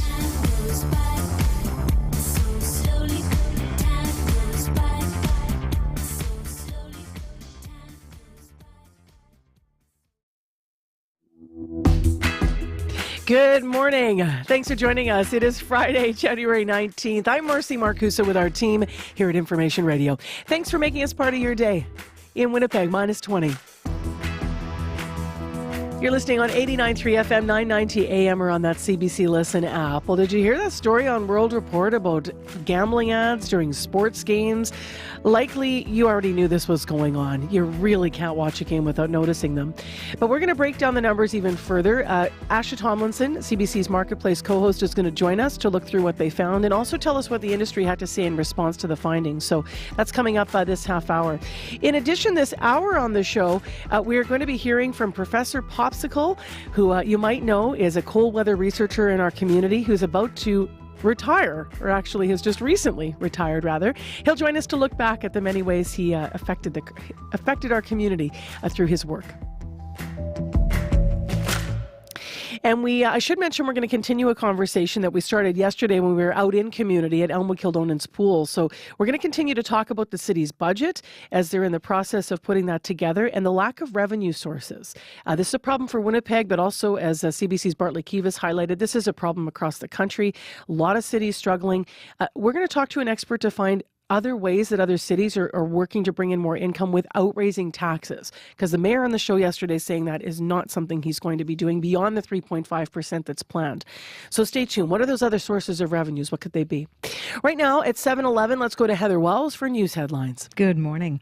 Well, 10% of patients waited 14 hours or more to be seen at St. Boniface ER. That's according to the latest available data from the WRHA from November. The chief medical officer says it is working to reduce growing ER wait times. Dr. Josh Reimer says staff are coming in on days off and are working overtime. We're going to hear one woman's story in the St. Boniface ER. That's coming up. And wow, this week has been cold and it's taking a toll on people's cars, specifically their batteries. CAA says demand for calls took a spike this week, normally about 300 a day. 2,000 calls for service came in on Tuesday. Half of those about dead batteries. Our next local news coming up at 7:30. All right. Thank you, Heather. You're welcome. Oh, dead batteries. We are in the season. Abby, the cold today, what's it looking like? Yes, talking about dead batteries, the mercury is currently sitting at minus 20 degrees in Winnipeg, and we are facing a mix of sun and cloud today with a slight chance of light snow. The wind is going to be gentle, but it's still going to be breezy, and it will be reaching up to 15 kilometers. But the significant part of it is that we will still be feeling that bone-chilling chill that comes with the wind at minus 32 this morning. We're looking at a high of minus 13 and the wind will persist all through the day, so keep an eye out for that. But that light snow will definitely be coming later on. Right now, Winnipeg is currently at minus 20 degrees. Thanks, Abby. You're welcome. Corey. Yeah, so far right now on the commute, pretty quiet out there. Haven't got any calls on the commuter line. Highways seem to be doing okay. Things are all right in the city. Of course, a little bit slippery. I think folks are kind of figuring out by now that you got to drive a little bit slower than usual to get where you need to go. I've also been asking folks about trails. Haven't heard anything yet, but I will let folks know I'm looking actually for snowmobilers.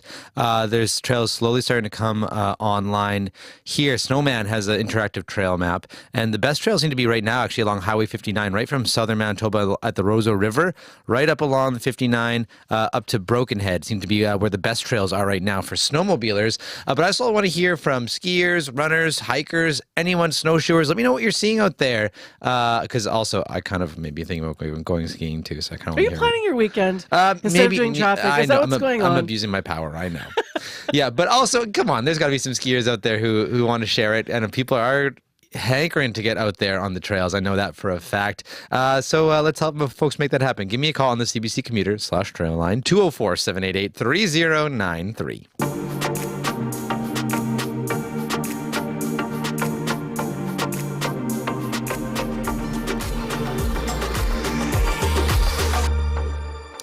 Well, as we've been hearing in a special report from our colleagues at Marketplace, we spend up to 20% of an NBA or an NHL game watching online gambling ads, whether we know we're doing it or not. You have probably seen a bunch of them. We all have, especially with A-list celebrities like Jamie Foxx or Wayne Gretzky. And now a first of its kind in Canada test has been conducted by CBC Marketplace. It shows the messaging goes far beyond the flashy commercials. And experts are now saying that limits on gambling ads are needed. Co-host of Marketplace, Asha Tomlinson, is breaking it down for us today. Hi there. Good morning. So what is this test all about? Well, what we did is collaborate with researchers from the University of Bristol in the UK. Reason why they published a study last year monitoring this very thing at the English Premier League soccer games over opening weekend. They counted every single gambling message they could find. So that includes the classic commercials you see, but also the brand logos, even sponsored segments from sports analysts giving odds during a break in the action. They found nearly 5 messages per minute across 24 hours of coverage, and they described this kind of advertising as inescapable. So we wanted to know what's happening here in Canada, ask them to do the same thing for us. This has never been done before here, and no one has quantified it quite like this on such a large scale. So what was the test that they came up with? They monitored 2 NBA games and 5 NHL games in the month of October. So, 7 games in total. And you look at how much time spent watching these games runs about 3 hours, right? Give or take. They'd analyze, our researchers, and log all of the messaging I mentioned, the commercials, the logos, the segments. And they found 3,537 online gambling messages during those 7 games that they looked at. Wow. You break it down even further, it amounts to nearly 3 messages a minute. So our most egregious example, though, the Toronto Raptors game versus Chicago Bulls, they had 799 online gambling messages in that one game. And when you look at what we're talking about here, right, you could see gambling operators advertising on the court. It's on the side of the basket. It's on the chairs, courtside that the players sit at. Even if you zoom in on those chairs, you'll see the FanDuel logo. So particularly that's the operator in our report that had the most ads and messaging, FanDuel, accounting for more than a quarter of the advertising messages. So researchers are taken aback by this. They were shocked by it. Sports fans we talked to say, it is in your face, but they didn't realize it was this much. And experts particularly are worried because they say this could normalize online gambling, and with that comes a whole host of problems. So how could exposure to this number of ads affect problem gamblers or even young people who are watching a game? Yeah, it can be triggering for problem gamblers, and it's also impressionable for young people who aren't of age, just sitting down probably with their families watching this over and over again.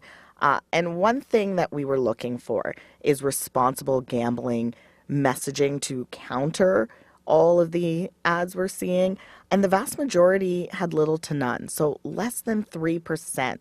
That's what we found when it comes to responsible gambling messaging in this report. Gambling addiction counselors are warning calls for help are growing, and the callers are getting younger and younger.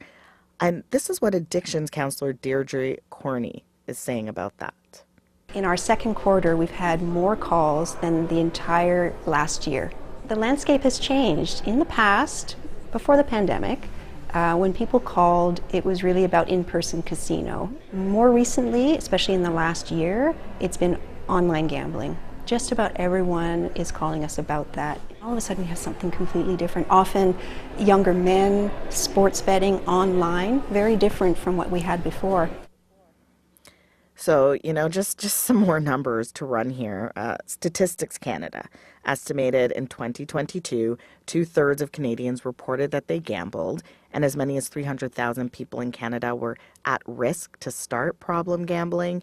So, when you look at the bigger picture here, you can understand why experts are calling for stricter limits on the number of messages and advertising that we see.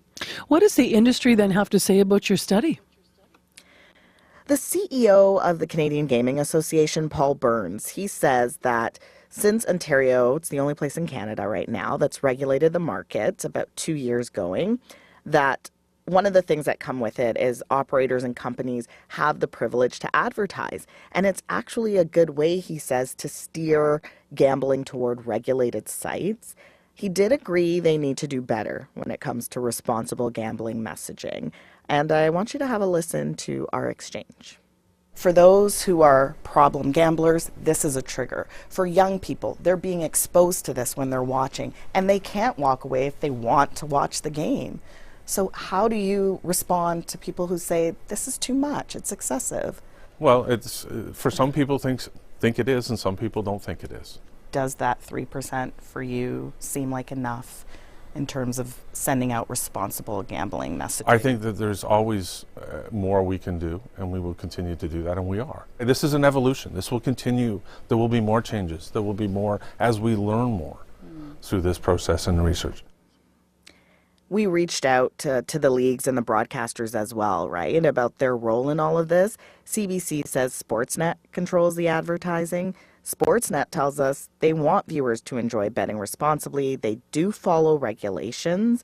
Same for TSN. They say responsible gaming is a key element in their approach. No official comment, though, from the NBA or the NHL. But we can tell you one stakeholder says our findings appear to be overstated. And they say counting each logo is not the right way to measure overexposure. All right, Asha, thank you very much for being with us. Thank you. Asha Tomlinson, co-host of Marketplace. In the full episode tonight, Asha also undergoes an MRI to see how game design impacts our brains during the highs and lows of gambling. You can check it all out at 8 o'clock on CBC Television or on CBC Gem. And obviously, I mentioned that we've all seen these ads. So I'm wondering if you want to weigh in. How does it make you feel? What do you think of them? Does it bother you, or has it just become now part of the game, maybe, for you? 788-3205. Imagine mannequins brought to life with flowers. A journey of cultural discovery through florals. Fleur de Ville Voyage is coming to the Leaf, presented by the Assiniboine Park Conservancy, and CBC is a proud sponsor. Local florists transform the Leaf Gardens into an exhibit you don't want to miss. Fleur de Ville Voyage, January 11th to 21st. Visit cbc.ca/Manitoba/community for more. Man, people are posting so many photos on socials of going through that exhibit. It's just beautiful. So this is your last weekend to check it out at the Leaf. Well, speaking of things that are coming to an end, a warm farewell coming up to a retiring professor who built his career in the cold. Dr. Popsicle. Dr. Popsicle. Who the heck is Dr. Popsicle? He's at the U of M. He's a prof. He survived the northern rigors of Lake Winnipeg. Are you giving any students hypothermia? Oh, yeah, many. University of Manitoba professor Gordon Giesbrecht will join us after the 7:30 news to talk about his retirement after 30 plus years of teaching and researching cold. Stay tuned. Right now, though, bit of a time for a laugh. We're going to return to hearing the laughs here on CBC Radio as we highlight local comedians. And Winnipeg comedian this morning, Spencer Adamus, says he considers himself short and says that it brings a whole list of challenges. He's featured this week on CBC Radio's Laugh Out Loud, but he was recorded in this next bit live in November at the Gas Station Arts Centre in Winnipeg. It sucks being short because I have a lot of tall, big friends. I do, a lot of them. I didn't pick them, they picked me. I don't know, they feel like they need to protect me or something. I don't understand it. But they're all friends with me, and they like to lift me up off of my feet in public when they see me. It's awful. Because I see these guys every day, right? But for some reason, when I see them in a crowded bar, they hug me like I just got back from war. It's not nice. I hate it. Every time I walk in, it's crowded, and they're like, Spencer, oh my God, it's great to see you. And they lift me over their head like the Lion King for every woman to see. And that's awful, because I like to think women were thinking of me as an option before they did that. You know what I mean? Don't ever lift a short man. Like, we don't like it. Even if I break both of my knees, let me drag myself to the ambulance. Don't ever save me. I got into an argument with one of my tall friends recently because he said, it's tough to be tall too, bro. And I said, how is that? What's the disadvantage to being tall? And he said, I am so tall, I can't fit into some people's cars. Yeah, that was his big problem.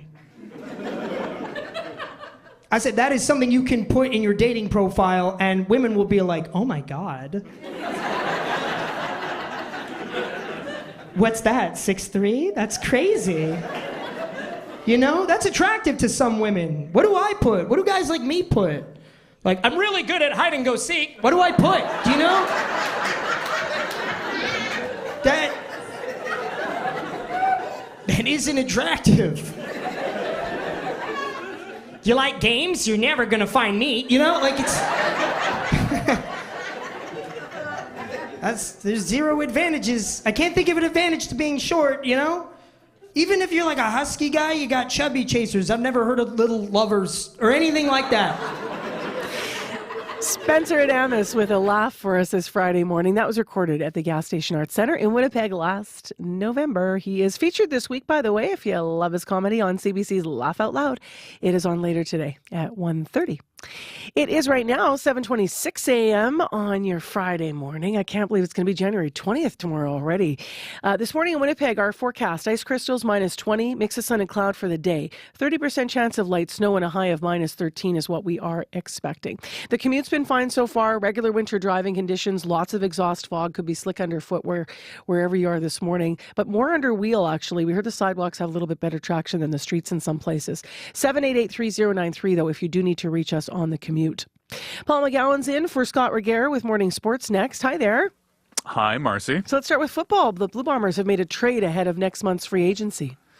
Quarterback Drew Brown on his way to the Ottawa Redblacks for a 5th-round draft pick. It was expected that Brown would be leaving the team when free agency opened, so kind of a savvy move from GM Kyle Walters to at least get something instead of losing Brown for nothing. The move also frees up some salary space for the Bombers, who were right up against the cap, so of course that money could go toward retaining Brady Oliveira and Dalton Schoen, but the money could also go towards signing a backup quarterback. Zach Collaros is currently the only QB that Winnipeg has that has any CFL experience. And one name to keep an eye on is former Bomber Chris Streveler. Last year, the Bombers had 3 QBs, of course, Collaros the starter, Brown the backup, and Dakota Prukop as the short yardage specialist. Streveler has been bouncing around the NFL the past couple years, and he could fill both the backup and short yardage roles. He's also expressed an interest in returning to the CFL. Lots to pay attention to as the offseason continues, free agency opening up on February 13th. Let's talk golf now. The LPGA season kicking off next week, or rather this week, sorry. Tournament of Champions. Canadian Brooke Henderson trying to win that tournament for the 2nd year in a row. Yeah, and this Tournament of Champions, interesting in that it has a pro-am component to it, which of course means that Brooke Henderson and the other golfers are playing alongside celebrities, which you might think would take the edge off a little bit, but Henderson talked about the fact that she still gets a little starstruck. Almost every year I get at least a couple people that I'm pretty nervous on the first tee, but a few years ago I played with Vince Carter, and I said to myself, I can play in front of Vince Carter, I can play in front of anybody. So after that it's been a little bit easier, but to come out here and play a round of golf with them is a lot of fun, and I think the fans really enjoy seeing these other pros in a different element. Vince Carter would be a little bit intimidating, but you should know that when we talk about celebrities in this context, we're not talking about A-list movie stars or even A-list athletes for the most part. We're talking about, for example, former Blue Jay utility man Whit Merrifield or Brian Baumgartner, who played Kevin on The Office. So celebrities for sure, just not people who might necessarily make you nervous standing in the tee box. Let's finish with tennis. Just one Canadian left standing in singles play at the Australian Open. And that's Felix Auger-Aliassime. We should know by this time tomorrow how he's fared in his 3rd-round matchup. A 2 a.m. start for him against Daniil Medvedev, a guy that Auger-Aliassime has never beaten. He's rarely even taken a set against Medvedev, but Auger-Aliassime, a strong tournament so far. He was asked whether he saw this coming.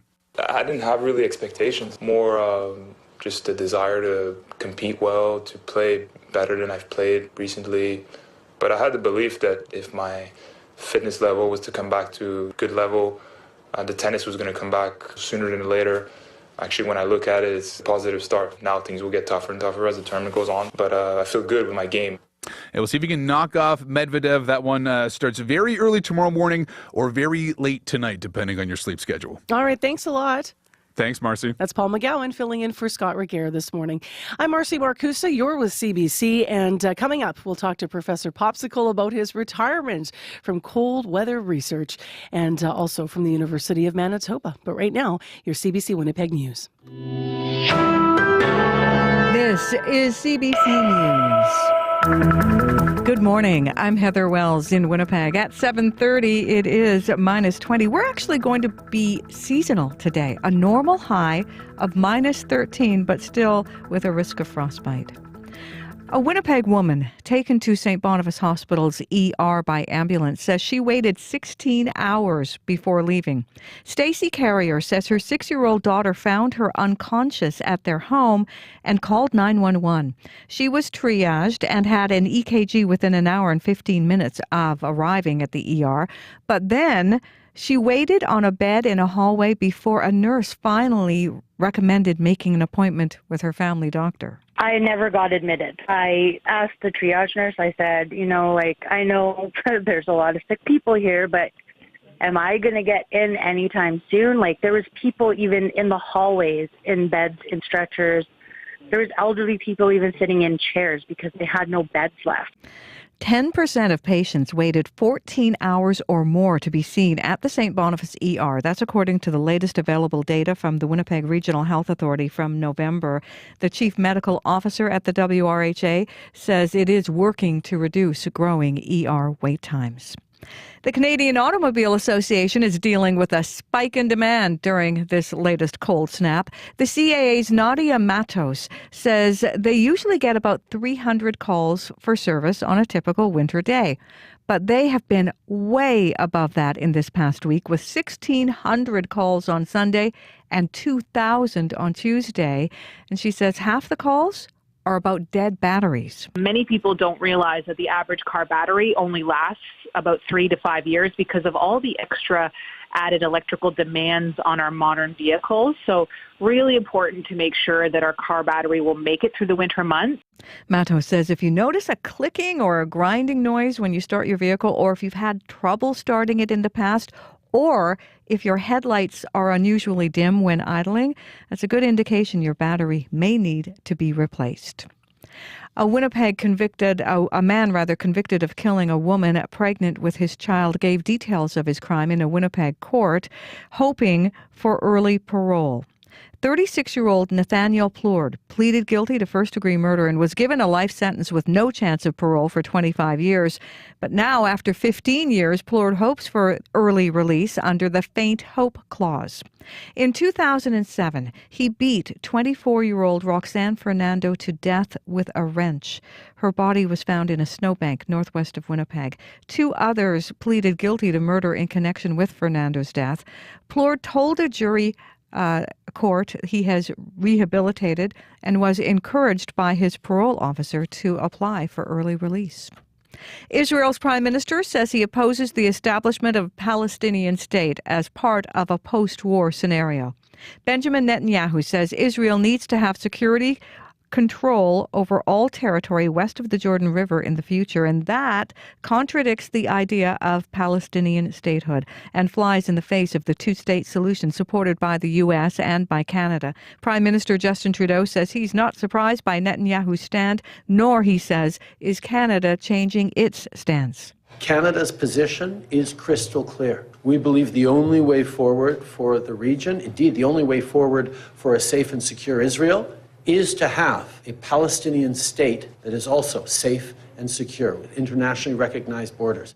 U.S. Secretary of State Antony Blinken calls the two-state solution the best way to protect Israel and isolate its biggest enemy, Iran.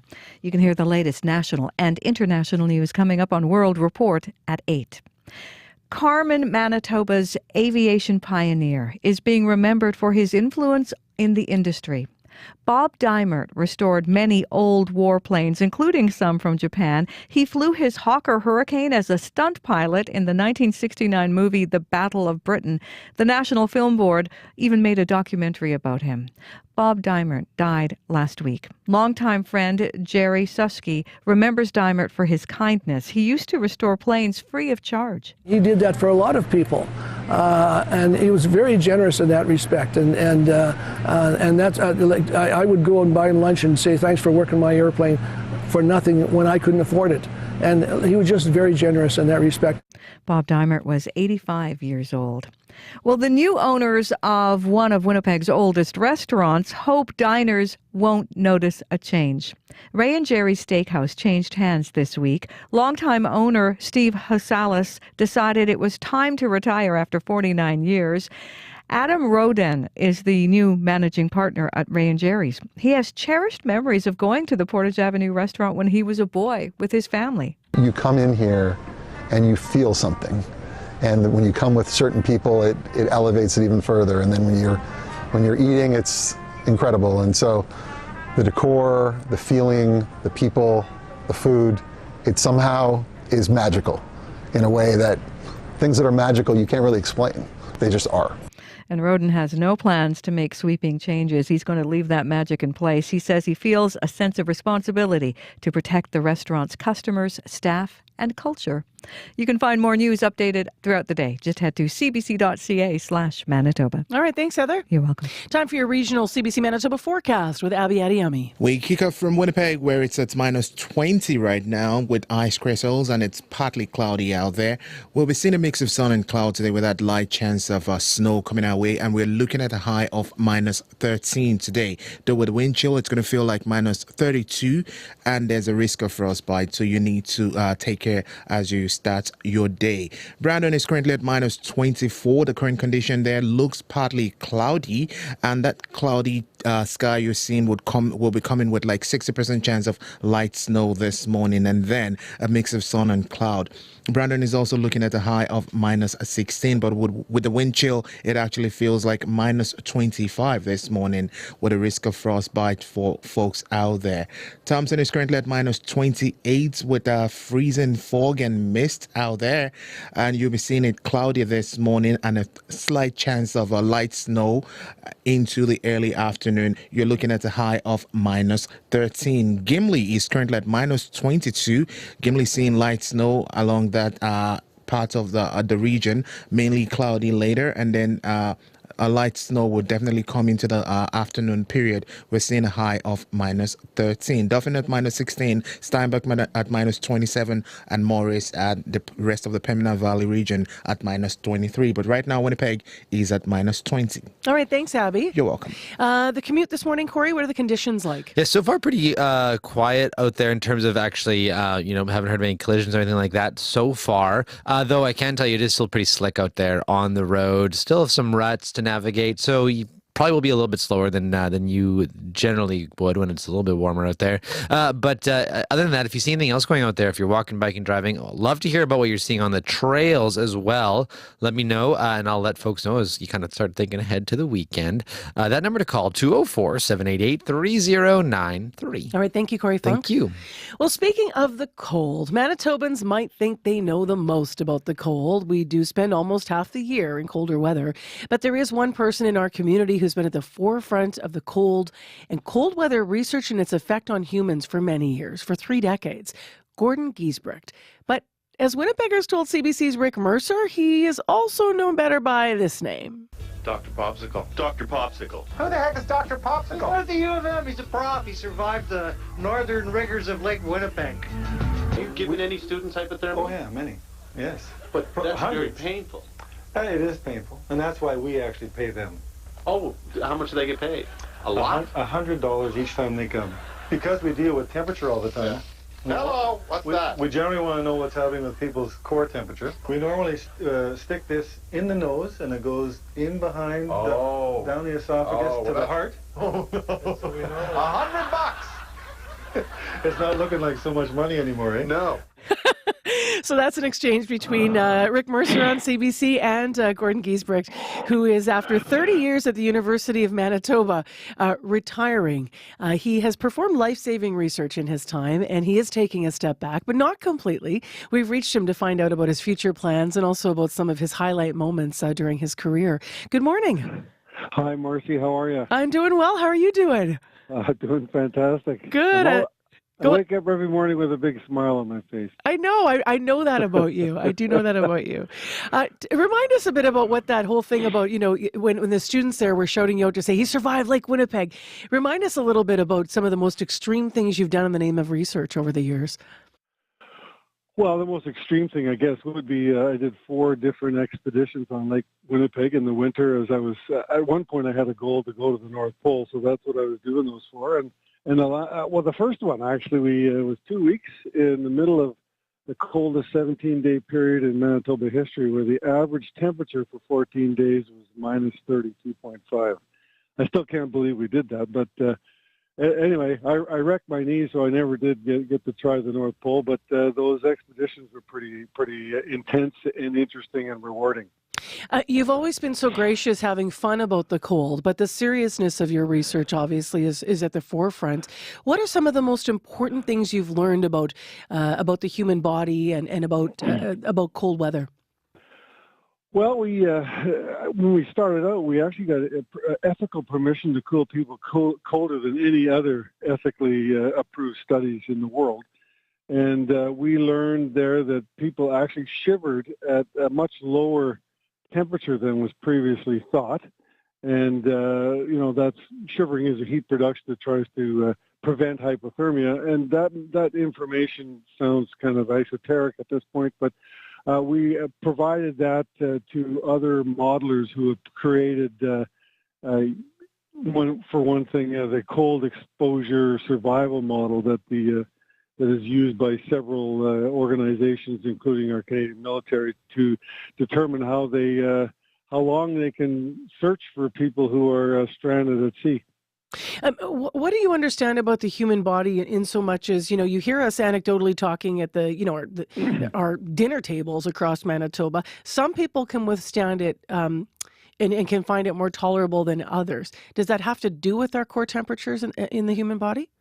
Actually, it doesn't. You can't feel your core temperature. Actually, we did a series of experiments where we actually infused 4 liters of refrigerated saline to cool the temperature, and you didn't actually feel it was happening, but you're shivering like crazy. But so we've talked about the importance of shivering a lot in our work, and so I think that's one of the things that when you talk about people feeling, they can put up with it more, that really is more of a mental thing. What can we put up with? Yeah, it's psychosomatic. It's not scientific. Well, no, it's scientific. It's just not. You're not feeling your core temperature. You could have 2 people who standing in the same place, and one person feels miserably cold, and the other one is feeling okay. And there's individual variability, but also the person who's feeling okay has probably been out in the cold more and acclimatized a bit, but their core temperatures are probably the same. Remind Manitobans how you got the nickname Professor Popsicle. Well, as I joke, I've been freezing people for a third of a century, and Outside Magazine did a feature article on me in 2003, and when I opened it up, I was surprised to see the title was Meet Professor Popsicle, and that's stuck ever since. Do you think, how much did that have to do with how much worldwide attention you've had? Because we could have pulled a clip from David Letterman this morning too, right? Yeah, well, that actually came...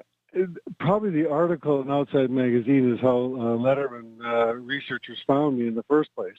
So I was there in 2004. So that that was obviously a very big public event. The live audience of 6 million people. But I used that to unveil one of the things that I hope will be perpetuated beyond my retirement, and that was the 1-10-1 principle.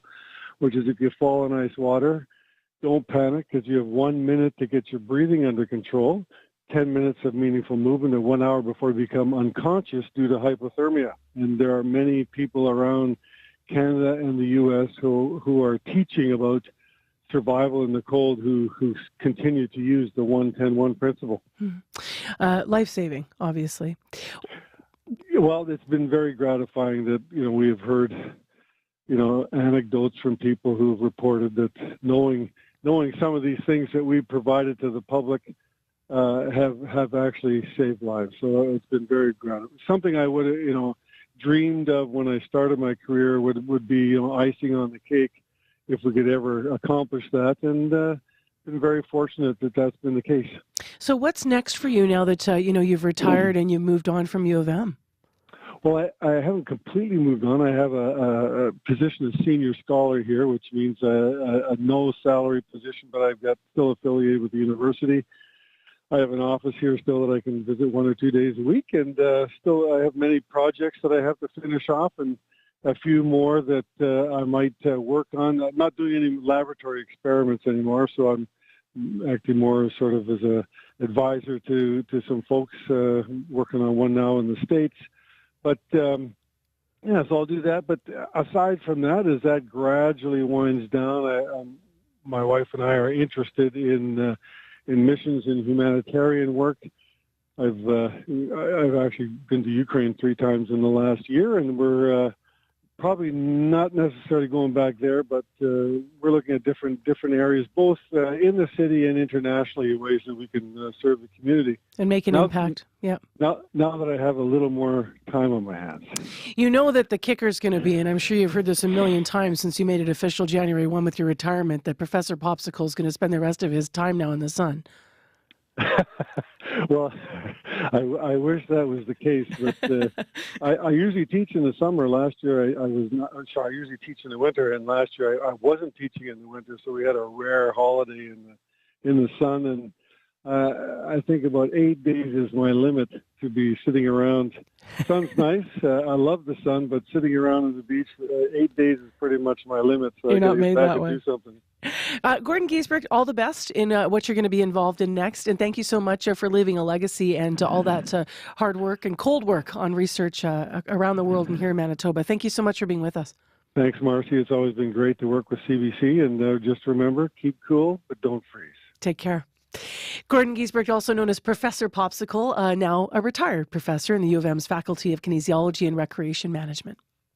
All over Turtle Island, host Rosanna Deerchild welcomes you to Unreserved. Indigenous peoples are retelling history through an Indigenous lens. Unreserved, celebrating 10 years, looking back at how far we've come, and looking forward to the journey ahead. How do we keep the story going? Unreserved with Rosanna Deerchild. Now at a new time, Sunday afternoon at 2:30 in Newfoundland, 3 Pacific, 4 Mountain, and on demand on CBC Listen. Call us if you need on the commute, 788-3093. Some people walking into work this morning, waving at us through the window, looking quite happy. You can always tell when it's overly brisk out there because people's cheeks freeze and they aren't smiling at me. But I'm getting waves today, which says that the wind is hopefully staying calm. It looks like it is. Winds are west at 7. It's minus 20 though out there, and our high today will be right around minus 13. Brandon's partly cloudy, minus 22. Up in Thompson right now it's cloudy, minus 30. And I want to mention that you've been hearing on the news about Ray and Jerry's, the iconic Winnipeg steakhouse about to officially change owners. CBC's Jim Agapito had a last visit to Ray and Jerry's to find out what people can expect with the change. So we'll have more of that coming up for you after 8. Right now, though, we have been talking about the upcoming city budget and how Winnipeg politicians are making tough decisions. In its latest budget forecast, the city predicts its 2023 deficit will be $7.1 million. City Councillor Russ Wyatt says the revenue shortfall means there will be cuts. It's really a big C conservative budget where you're going to see cuts happening. You're not going to be told the cuts. The cuts are going to happen quietly and then be seen later. Right across departments who will have no choice but to make these internal cuts because of the fact that the inflation target is being set so low. One of the bigger components of the city's revenue possibility is property taxes. Mayor Scott Gillingham has committed to keeping the property tax hike to 3.5% this year. That's despite 2 years of inflation above that figure. I spoke with the mayor out at Elmwood Kildonan's pool yesterday. We were talking about city services, recreation like pools and other services. But I also asked him if there are other ways to bring in more income for the city. We're talking to the province right now about their funding to the city of Winnipeg when it comes to our annual operating grant and capital grants as well. We are talking to them about other ways to raise revenue within our authority within the charter as well. Like the what? City of Winnipeg charter. Is there an example of something you've never done before that might be unique? Yeah, or? Those details will come out in the budget. I can't give anything away at this point, and the budget is only weeks away. But we are having those discussions, looking at different ways that we could raise the revenue needed to fund the services the citizens of Winnipeg depend upon. Senior reporter at CBC, Bartley Kivas, was also part of our community, a broadcast yesterday, outing community, I should say, and he was saying and highlighting quite correctly that this is not just a Winnipeg problem, of course. This is facing cities all across Canada.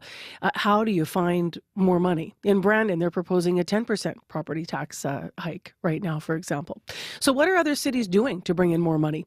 We're going to widen out here. Enid Slack is our guest, director of the Institute on Municipal Finance and Governance, based at the Monk School of Global Affairs and Public Policy at the University of Toronto. Good morning. Good morning. So how common is this situation in cities across Canada then? Well, it's very common, and we are seeing a lot of pressures on municipalities, and we're seeing property tax increases, between 7 and 8% in cities like Vancouver and Calgary. Toronto's proposing a 10.5% increase. Cities are facing a lot of challenges. Some are old, some are new, and they have very few revenue sources to address them. What are the possibilities for other revenue sources outside of increasing taxes? Well, increasing taxes is obviously one, but again, municipalities depend largely on the property tax in Canada. There are a few other taxes, but there's no access to income and sales taxes, for example, as you see in cities in some other countries. Then they have user fees, so, charging for transit and water and in some places garbage collection. And then you have transfers from the federal and provincial governments. Have you heard of any unique scenarios where they are keeping property taxes at a certain level, but they found some other ways to generate revenue that might be sort of on the edge of being new? You mean magic? I don't think that's happening. I mean, I think municipalities are using most of the revenues they have, but they are restricted by provincial legislation in terms of what they can actually do. So we are seeing increases in user fees. We're seeing increases in water rates, for example, in some cities. But there's not a lot of fancy things that they can do. Are there other places in the world that are successful at bringing in more revenue? Well, yes, in the sense that some cities in other places have access to income and sales tax revenue. So some cities in the U.S., for example, again, it depends on the state, can levy income or sales taxes. We see countries in Northern Europe, in the Scandinavian countries, for example, where local governments are responsible for social services and health services because they're not federal systems. They don't have provincial governments. There's just a national government and local governments. So the local governments provide a lot of the social services. And they depend largely on income taxes, much less on property tax. How common is it to depend on property taxes? Winnipeg generates most of its revenue specifically from property taxes. How common is that across Canada, then, by the numbers? That's very common. So on average across Canada, property taxes account for about 46% of municipal revenues, and Manitoba municipalities are in that ballpark as well. But it's the major source. It has been the major source of revenues for local governments for many years. What are the challenges that have brought our Canadian cities to this place? Well, there are lots of challenges. I mean, we're still coming out of the pandemic, and there are costs lingering from that. For example, in cities with transit systems, ridership has not come back, so transit fare revenues they've come back, but not back to pre-pandemic levels. So there's less transit fare revenues. There's still some added costs from the pandemic in terms of social services and public health costs. We have inflation and high interest rates. Inflation means that the cost of delivering services for the municipality have gone up. But at the same time, the costs for everybody else have gone up too. And so people look to the cities for more services because, they are having trouble making ends meet. High interest rates have meant the cost of borrowing to invest in infrastructure. Those costs have gone up. We've seen the impact of climate change. Extreme weather events, and municipalities incur costs from, floods, fires, all of these extreme weather events. Plus, cities have to reduce greenhouse gas emissions, and that's putting costs on them of retrofitting buildings, increasing transit. We have deteriorating infrastructure across the country that has to be looked at. We've got the opioid crisis. We have an affordable housing crisis. We have a list of things. We have a list of things, and municipalities are, on the front lines for a lot of the services that people see every day. I just want to go back to when I ask you what other solutions there might be, and you know what I mean, if there's anything innovative out there happening to generate more revenue, and you said magic. Because you continue to go back to relationships. You talked about the provincial government, the federal government. Right. What can those levels of government do to help address revenue problems then that cities are facing? Well, two things. I mean, I think we really have to start with who does what. We have to figure out what should municipalities be doing. Should they be paying for highways? Should they be paying for some of the services they are paying for? Or should that be the provincial or federal government? So I think we have to figure out who does what, and then the next question is, how do you pay for it? You know, when we figure out what municipalities should be doing, how do we pay for it? And the other, the provincial government can help with transfers, of course. The federal government can help with transfers. But the provincial government also can provide municipalities with other sources of revenue. So, for example, if municipalities wanted to levy an income or sales tax in Canada, they can't because that requires provincial legislation. So, again, the other organs of government can provide money, but provincial governments can also provide the ability to raise other revenues at the local level. How hopeful are you that we are going to get beyond this and solve these problems and have more well-funded cities again in our future in this country? Well, I'm hopeful. I think we're seeing a bit of a crisis right now because of all the challenges that I just listed before, and I think we're coming to the point where cities are talking about cutting services. I think I heard, one of the speakers before I came on talking about cutting services. I mean, municipalities have to balance their operating budgets. And if they can't, they either have to cut services or raise revenues. So we do have to figure this out so that people can continue to get the services that they want and expect from their cities. Enid Slack, thank you very much for your time this morning. You're welcome. Enid Slack is director of the Institute on Municipal Finance and Governance, which is based at the Monk School of Global Affairs and Public Policy at the University of Toronto. You can always weigh in. Of course, the budget's not coming out until March, but they're working on draft legislation, the draft budget rather, right now, but also not just year over year. They're looking ahead the city of Winnipeg to a 4-year period. And we do have balanced budget legislation. So that's part of when you hear this conversation. And some people, just to remind you of that, sometimes listeners will say, why don't they just, go into deficit? That's not a year-over-year possibility to keep the operations running. It's 3 minutes to 8 o'clock. Heather Wells joins us with news update and headlines. Hi there. Good morning. Well, on a typical winter day, the Canadian Automobile Association gets about 300 calls for service.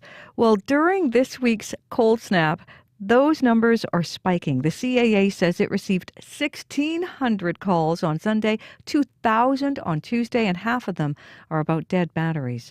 A fixture in Winnipeg since the 1930s, Ray and Jerry's Steakhouse has been sold this week. Steve Husalis figured at the age of 79 it was a good time to sell. He's owned the steakhouse since 1979, and the new owners say they aren't going to change a thing. We'll hear more in our next local news at 8:30. All right, thanks, Heather. You're welcome. We also have a full feature on that coming up after 8. CBC's Jim Agapito headed out and hit the red leather seats to check it out for more. It's minus 20 in Winnipeg. Ice crystals. Things are fine out there. Obviously, you got winter driving conditions. Give yourself space, slow down if you need to, and imagine if you had to hit your brakes, would you slide into something? That's that space piece, right? If you're on the walk this morning, it looks like people are experiencing pretty good traction with that layer of snow that was down, and it's just a little hazy looking in downtown Winnipeg as some ice crystals are still in the air. Our high in the city, minus 13 today. We've got a chance of more light snow coming, and then into tonight, a low down to minus 26. Tomorrow, sunshine and minus 17. Mid next week, if it holds, maybe we'll be on the other side of this for good. I'm Marcy Marcusa. Stay with us here on CBC. Lots more to come, including World Report, which is next on 89.3.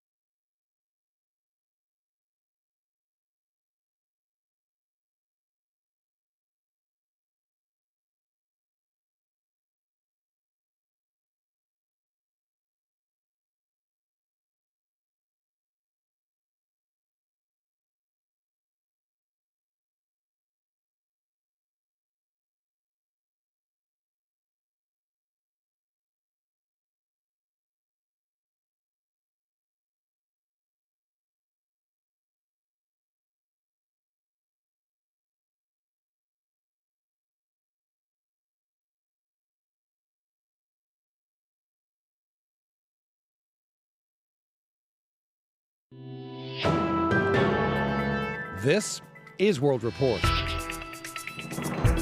Good morning from CBC News. I'm John Northcott. Online gambling is on the rise, and experts say limits on gambling advertisements are needed now more than ever. CBC Marketplace conducted a first-of-its-kind test. It reveals sports viewers are exposed to nearly 3 gambling messages a minute. Ashley Tomlinson explains how researchers measured that and how it's affecting Canadians. Gambling ads are everywhere. There are commercials, sponsored segments, brand logos. Inescapable is exactly the right word. So we collaborated with a UK research team to analyze 2 NBA and 5 NHL games. Jamie Wheaton is a research associate. It was just clear as we were watching how bombarded we were by the sheer prevalence of gambling, brand logos and other references. They found 3,537 gambling messages in all. That works out to nearly 3 a minute. We share our results with sports fans. That sounds like extremely high, but at the same time, like it is everywhere you look. So experts say this is potentially harmful for young people and problem gamblers. Deirdre Querney is an addictions counselor. In our second quarter, we've had more calls than the entire last year. It's been online gambling. Paul Burns is the CEO of the Canadian Gaming Association. He says advertising is highly regulated. There's always more we can do, and we will continue to do that, and we are. We reached out to the leagues and broadcasters about their role in this. No official comment from the NBA or NHL. Now CBC says Sportsnet controls the advertising. Sportsnet tells us they want viewers to enjoy betting responsibly, and they follow regulations. Same for TSN. They add that responsible gaming is a key element of their approach. And one stakeholder tells us our findings appear to be overstated, that counting each logo is not the right way to measure overexposure. Asha Tomlinson, CBC News, Toronto. In the full Marketplace episode, Asha gets an MRI to see how game design impacts our brains during the highs and lows of gambling. You can watch it tonight, 8 o'clock, 8:30 in Newfoundland on CBC TV and CBC Gem. Some Nova Scotia residents who lost everything in a fire are having conflicting feelings now that a young man is charged with allegedly sparking it. The Barrington Lake fire was the biggest in Nova Scotia's history. Starting last May, it burned for 2 months. Kayla Hounsell has the latest. I lost my house, barn, my family cottage, and pretty well all of my fishing gear. Despite losing so much, Casey Demings is not angry at the man now charged with allegedly starting the wildfire in Nova Scotia's Shelburne County last spring. Everybody can look back on their life and say that they were reckless at some point in time. Some of us got away with it. What he did happened to be catastrophic. 22-year-old Dalton Clark Stewart has been charged with lighting the fire, failing to take reasonable efforts to prevent the spread, and leaving a fire unattended. Orlando Fraser with Nova Scotia's Department of Natural Resources says if convicted, he can be fined up to $50,000 and or face up to 6 months in prison. This is not a criminal matter. This is a Provincial Legislation of Forest Act. The fire burned more than 23,000 hectares, destroyed 60 structures, and displaced thousands of people. Resident Laura Torak volunteered to serve them meals. I don't think the charge from DNR is enough. This kid doesn't have $50,000 to pay a fine, and he goes to jail for 6 months. So what? The RCMP investigated and determined the evidence does not meet the threshold for criminal charges. Stewart is set to appear in court in March to answer to the Forest Act charges. The Department of Natural Resources is still investigating a separate fire at the same time in the Halifax suburb of Upper Tantallon. In that fire, 150 homes were lost. Kayla Hounsell, CBC News, Halifax.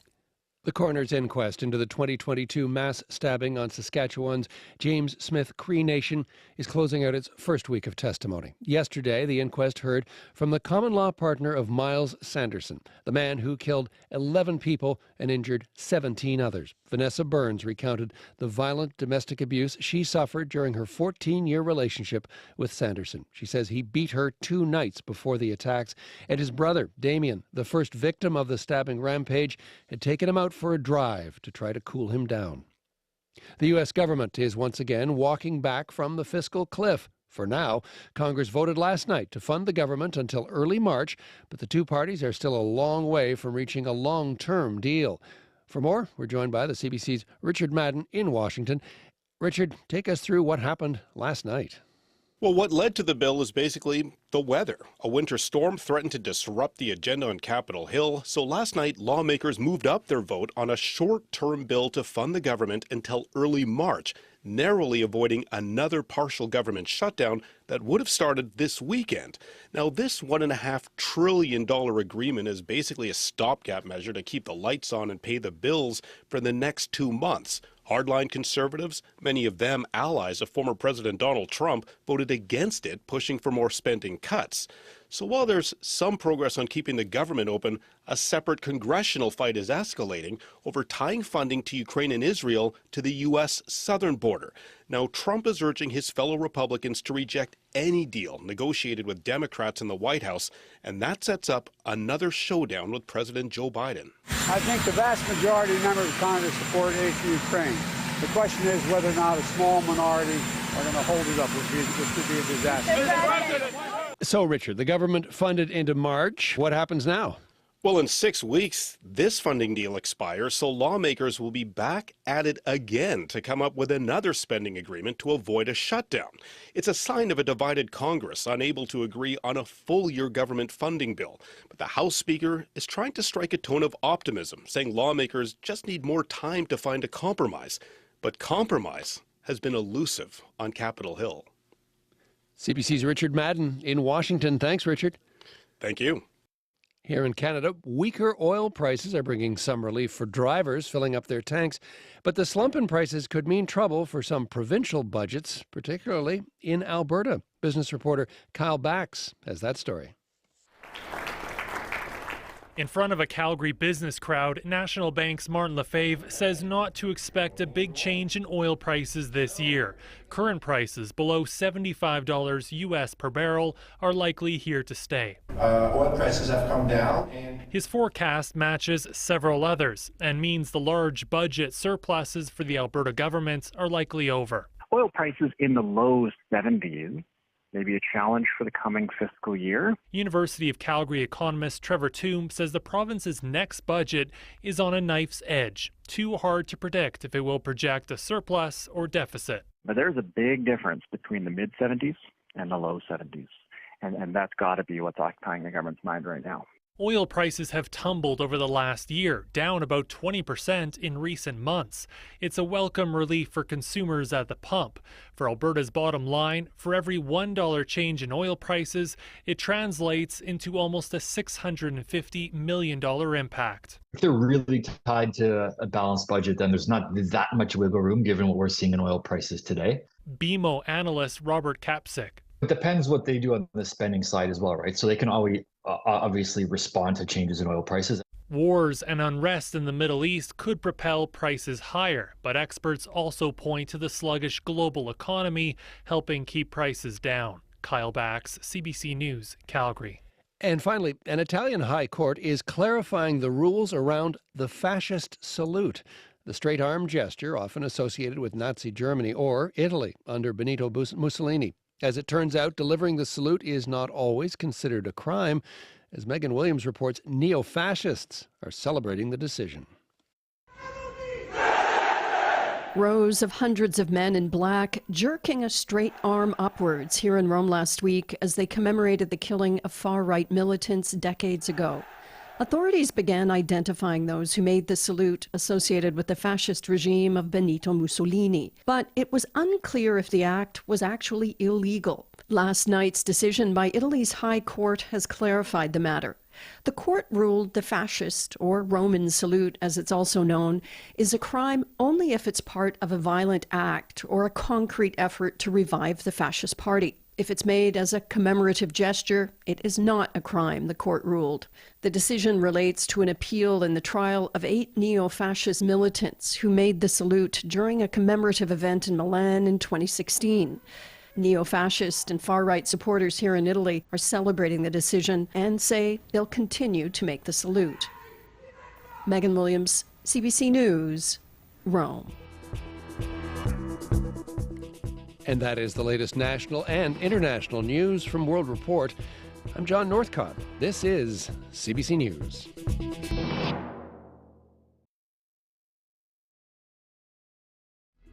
Well, we made it to Friday morning, everyone. I hope yours is going well. Thanks for making us part of it. I'm Marcy Marcusa. This is CBC's Information Radio, your morning show on 89.3 or on the CBC Listen app. This half hour on the program, an iconic Winnipeg steakhouse is changing owners. So what can people expect with the change? CBC's Jim Agapito heads to Ray and Jerry's.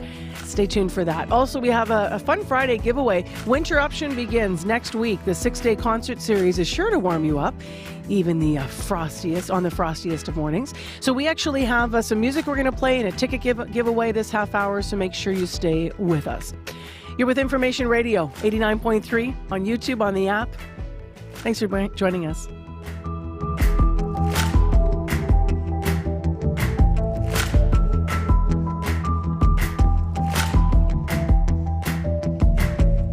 All right, let's get updated on the headlines now. Heather Wells joins us. Hello. Good morning. Well, the Winnipeg Regional Health Authority says it is working to reduce growing ER wait times. New numbers show waits increased to 14 hours or more for 10% of patients in November at St. Boniface and at Grace Hospitals. We're going to hear from the Chief Medical Officer of the WRHA coming up. And an aviation pioneer from Carman is being remembered for his accomplishments. Bob Dimart restored many old warplanes, including some from Japan. He flew his Hawker Hurricane as a stunt pilot in a movie, and a documentary by the National Film Board was focused just on him. We're going to hear about his life in our next local news coming up at 8:30. All right, thank you, Heather. You're welcome. Well, the best part, Abby, about being at Elmwood Kildonan's pool yesterday, beyond the people, might have been the fact that it was so warm in there. I know, I was feeling jealous. It was really nice to come in from the cold. What do we have this morning? Yes, the city is waking up to chilly minus 20 degrees with ice crystals. So I'd advise people stepping out this morning to bundle up because it's a cold one out there. Now, throughout the day, we're expecting a mix of sun and cloud with a slight chance of a light snow at about 30%. Not too windy, but don't let that fool you because we're looking at that wind chill really feeling like minus 32 this morning. But we're looking at a high of minus 13 today. Now, as we head into the night, expect partly cloudy skies with a 30% chance of light snow. And the temperatures will drop to bone chilling minus 26. And the wind chill will be feeling like minus 22 this evening as you commute home. And if we just have a sneak peek into tomorrow, you need to bundle up because we're expecting mainly sunny skies. However, the wind will be picking up, gusting from 40 to 60 near noon, and the high for tomorrow, Saturday, will be feeling like minus 35, but the high will be at minus 17. Right now, Winnipeg is currently at minus 20 degrees. All right, thanks, Abby. You're welcome. Corey. Yeah, a couple of things to look out for there right now. Got a call from the traveling Transconian who called to say that there's a stalled vehicle westbound Marion just past Dupuis in the curb lane. So it's not causing too big of backups, but she does say it's kind of hard to see, kind of catches you off guard. So keep left to get around that. Just keep an eye if you're heading westbound Marion just past Dupuis. Thanks for that call as well. Kevin just called to let folks know that eastbound North Perimeter just past Henderson, there's just super slippery right now. A couple days ago, I remember reporting on a few fender benders right in that area. Still very slippery, so just be very, very careful especially if you're on the eastbound North Perimeter just past Henderson. Thanks for that call, Kevin. If you see anything else going on out there, give me a call on that CBC commuter line if you're walking, biking, driving, or if you plan on hitting the trails this weekend. Tell me what you plan to hit and how the trails are looking. Give me a call, 204-788-3093. Well, let's dip back into something fun here for a moment. Corey Funk, when we were at the pool yesterday, you know that we got so many comments from people. Tons. Yeah. So we were at Elmwood EK Pool talking about what you hope the city considers as budget decisions are made overall about recreational facilities and more. And so I'll read a couple comments here and then we're going to end with one that I've been saving. So first of all, we had a number of you writing in about how you use facilities. John Kendall said, I regularly use pools at St. James Civic Centre and City Clausen Rec Centre. Both are fabulous, well-run, recently renovated with upgraded facilities. My baseline recommendation, though, would be support for existing levels of maintenance and programs. And my wish list would be a covered oval for speed skaters at Cindy Clausen and expanded gym facilities in St. James Community Club. And as a bonus, John says 24-hour access to lap swimming for old guys would be nice, but that might be asking too much. That would be interesting, 24 hours. Yeah. Where we get more people in, right? Because and Jojo Picoco saying all kids need water safety and learn to swim programs. In schools, she was looking at, or they were looking at here rather, too many drownings in the province. But then speaking to what could be done, we need to renovate pools in the inner city. Seven Oaks School Division is modeling what needs to be done. So Jojo's seen some good things out there. Now, for a final comment, we're going to turn our attention to something more. I think the word I will use is jovial. You ready? You ready, Corey? You ready for this? Mm-hmm. I'm bopping. Rhonda Rempel wrote in. She said, my mother would pick up her best friend in her VW Bug and drive to the Elmwood Pool. My mother would do her laps while her friend would dog paddle and sing German songs as she paddled. The lifeguards would smile. They'd watch these two seniors, each loving water in their different ways. My mom lived to 102, her friend into 95. They loved having the pool and the Pan Am pool as well to enjoy activities and friendship. So swim away, Rhoda writes in. Rhoda writes in, swim away and live happy, long lives. Love it. How much do you love that image of that woman dog paddling to German folk songs? And which I'm assuming in a lederhosen themed out swimsuit as well. I hope so. You're listening to CBC 89.3 FM on a Friday morning.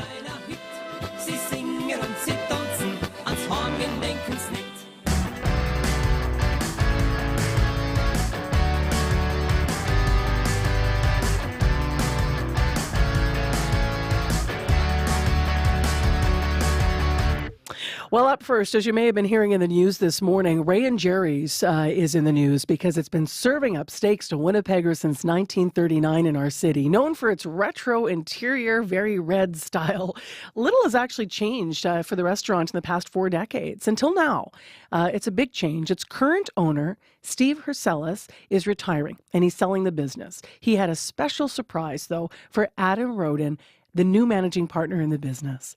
Adam, this is booth number 20. This is my booth, and before that it was John and Jerry's booth. Wow. I'm now giving it to you. Enjoy. Thank you. You're very welcome. I'll cherish it. You will. Yeah, what a gift, really. Thank you. It's a great gift.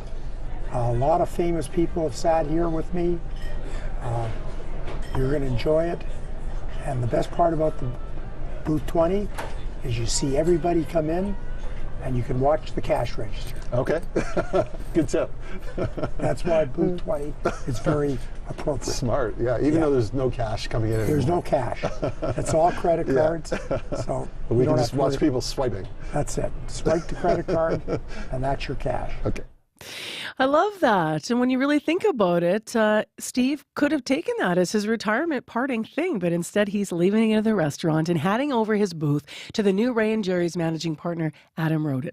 So what's it like getting this business? And CBC's Jim Agapito, what is it like getting this business, but then also what's it like to hand it over to a new owner? CBC's Jim Agapito spoke to Steve. I bought it when I was 30 years old. I didn't know any better. I wasn't married, so I took a shot. For the last 49 years, it's been fantastic. I've got to meet a lot of customers, a lot of who are now friends. I've had a lot of fantastic employees. I've been blessed. You're going to be retiring from the business and passing the torch. Okay, how does that feel? I don't know yet. It's been 3 days, but I think I made the right decision. It's going to 3 fine gentlemen who are going to run it as Ray & Jerry's, and they're going to do what I did, tweak it a bit for the next 49 years. You obviously love the place. Why are you retiring? I'm 79 years old. I feel I could go on for 3-4 more years. Touch wood. I'm in good health, but who knows what's going to be the future. Adam Roden came along. It's going into good hands. I feel good about it. We've had some up and downs. We've had some recessions.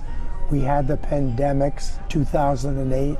We got all through that. I've had great customers, friends, great staff.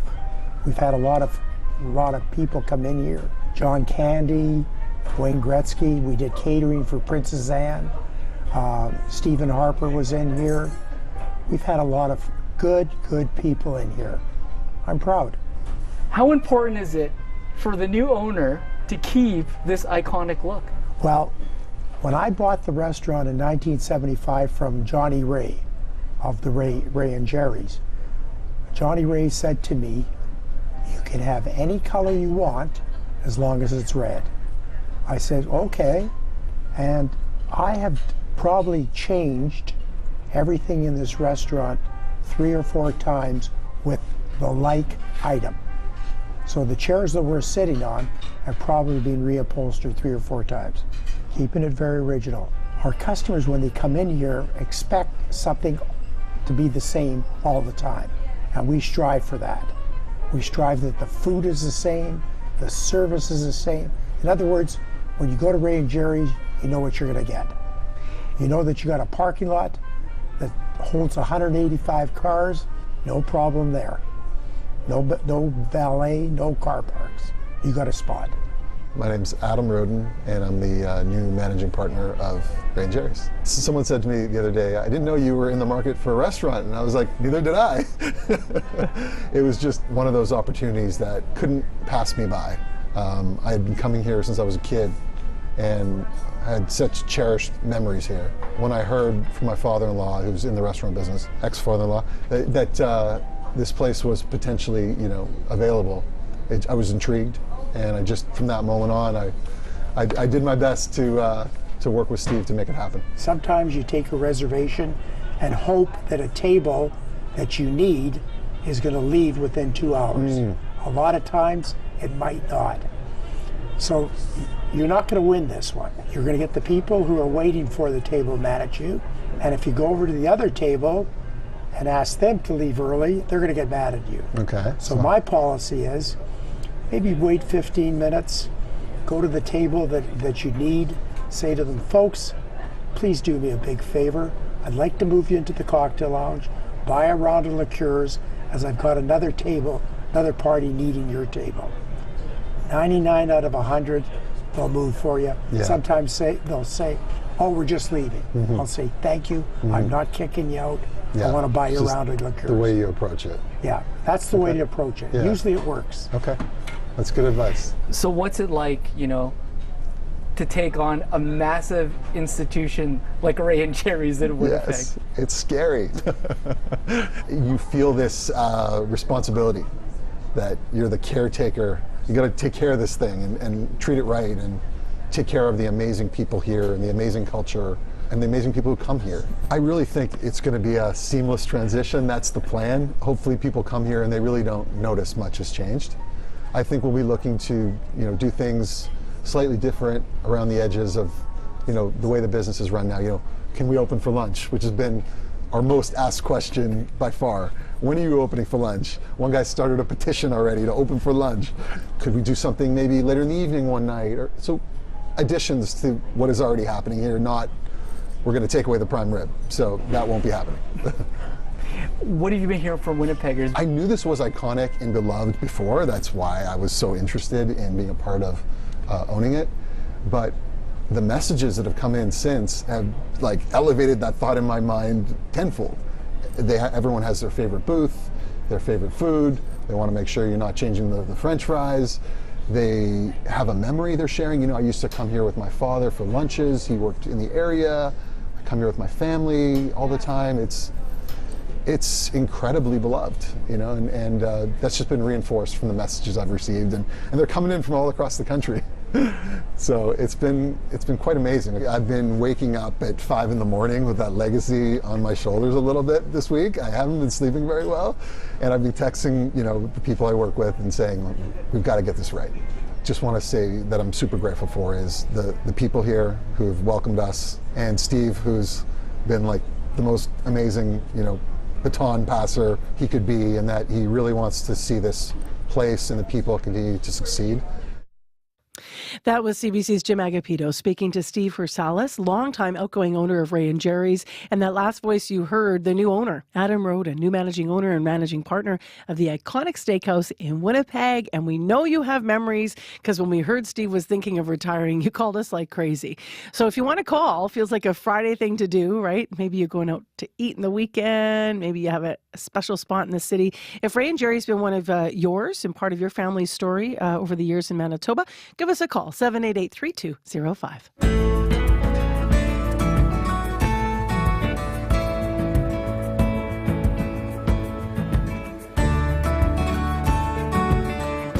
Minus 23 in Winnipeg, ice crystals, and Winterruption begins on January 23rd. It's a 6-day concert series, and it's time for another ticket giveaway. So this week, earlier in the week, we gave out 2 pairs of tickets to Rihanna at the West End, part of Winterruption. That show's on the 26th of the month, I think. Congrats to Stefan Allard and Connie Ruggles, who'll be heading out to it. Today, we have 3 pairs of tickets to give away to see Sunny War live. Sunny War is a Nashville folk artist who occasionally moonlights with her punk side. She's joining Winterruption at a performance also at the West End Cultural Centre. That one is on January 27th. So if you want to check it out, email's the only way to enter. So email us, win@cbc.ca. Let us know your favorite music genre to listen to on your commute. What do you listen to when you're out and about and commuting? What keeps you going through your morning or your day or your afternoon on your commute? So we will announce the winners on Monday. Once again, win@cbc.ca. That's how you enter to go see Sunny War off her latest album, Anarchist Gospel. This is New Day. Will you hurt me again? You might. Bum, bum, bum, bum, bum, bum, bum. Bum bum bum bum bum bum bum bum bum bum bum bum bum bum bum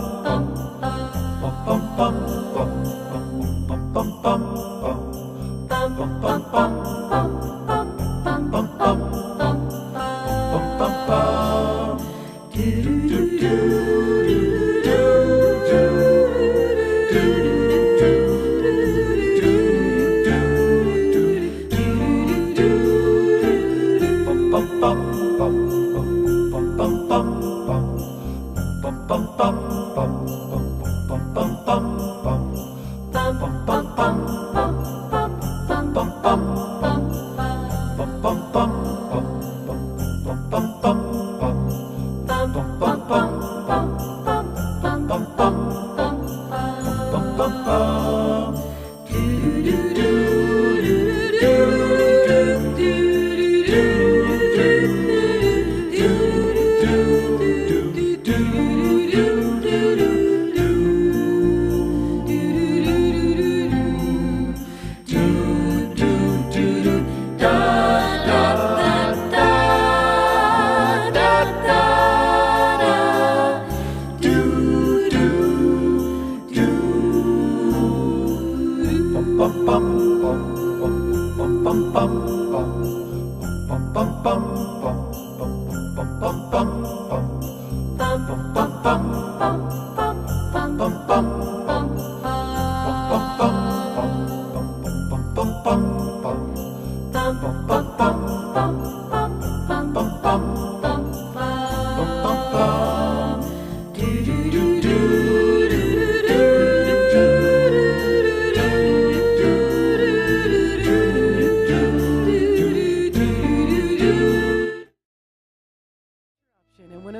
That show January 27th at the West End Cultural Centre.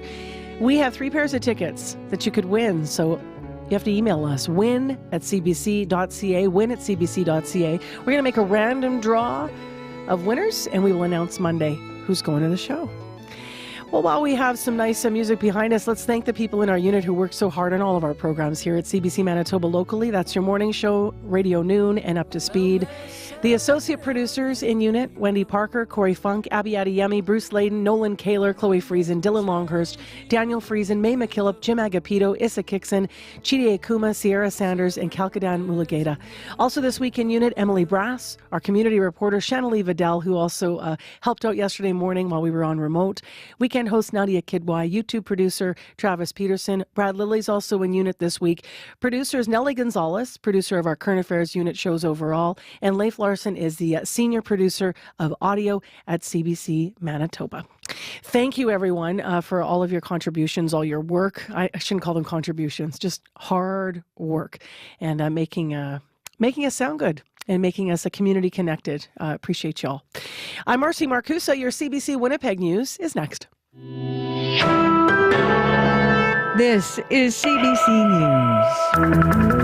Good morning. I'm Heather Wells in Winnipeg. At 8:30, it is minus 20 still in Winnipeg. We've been there much of the morning.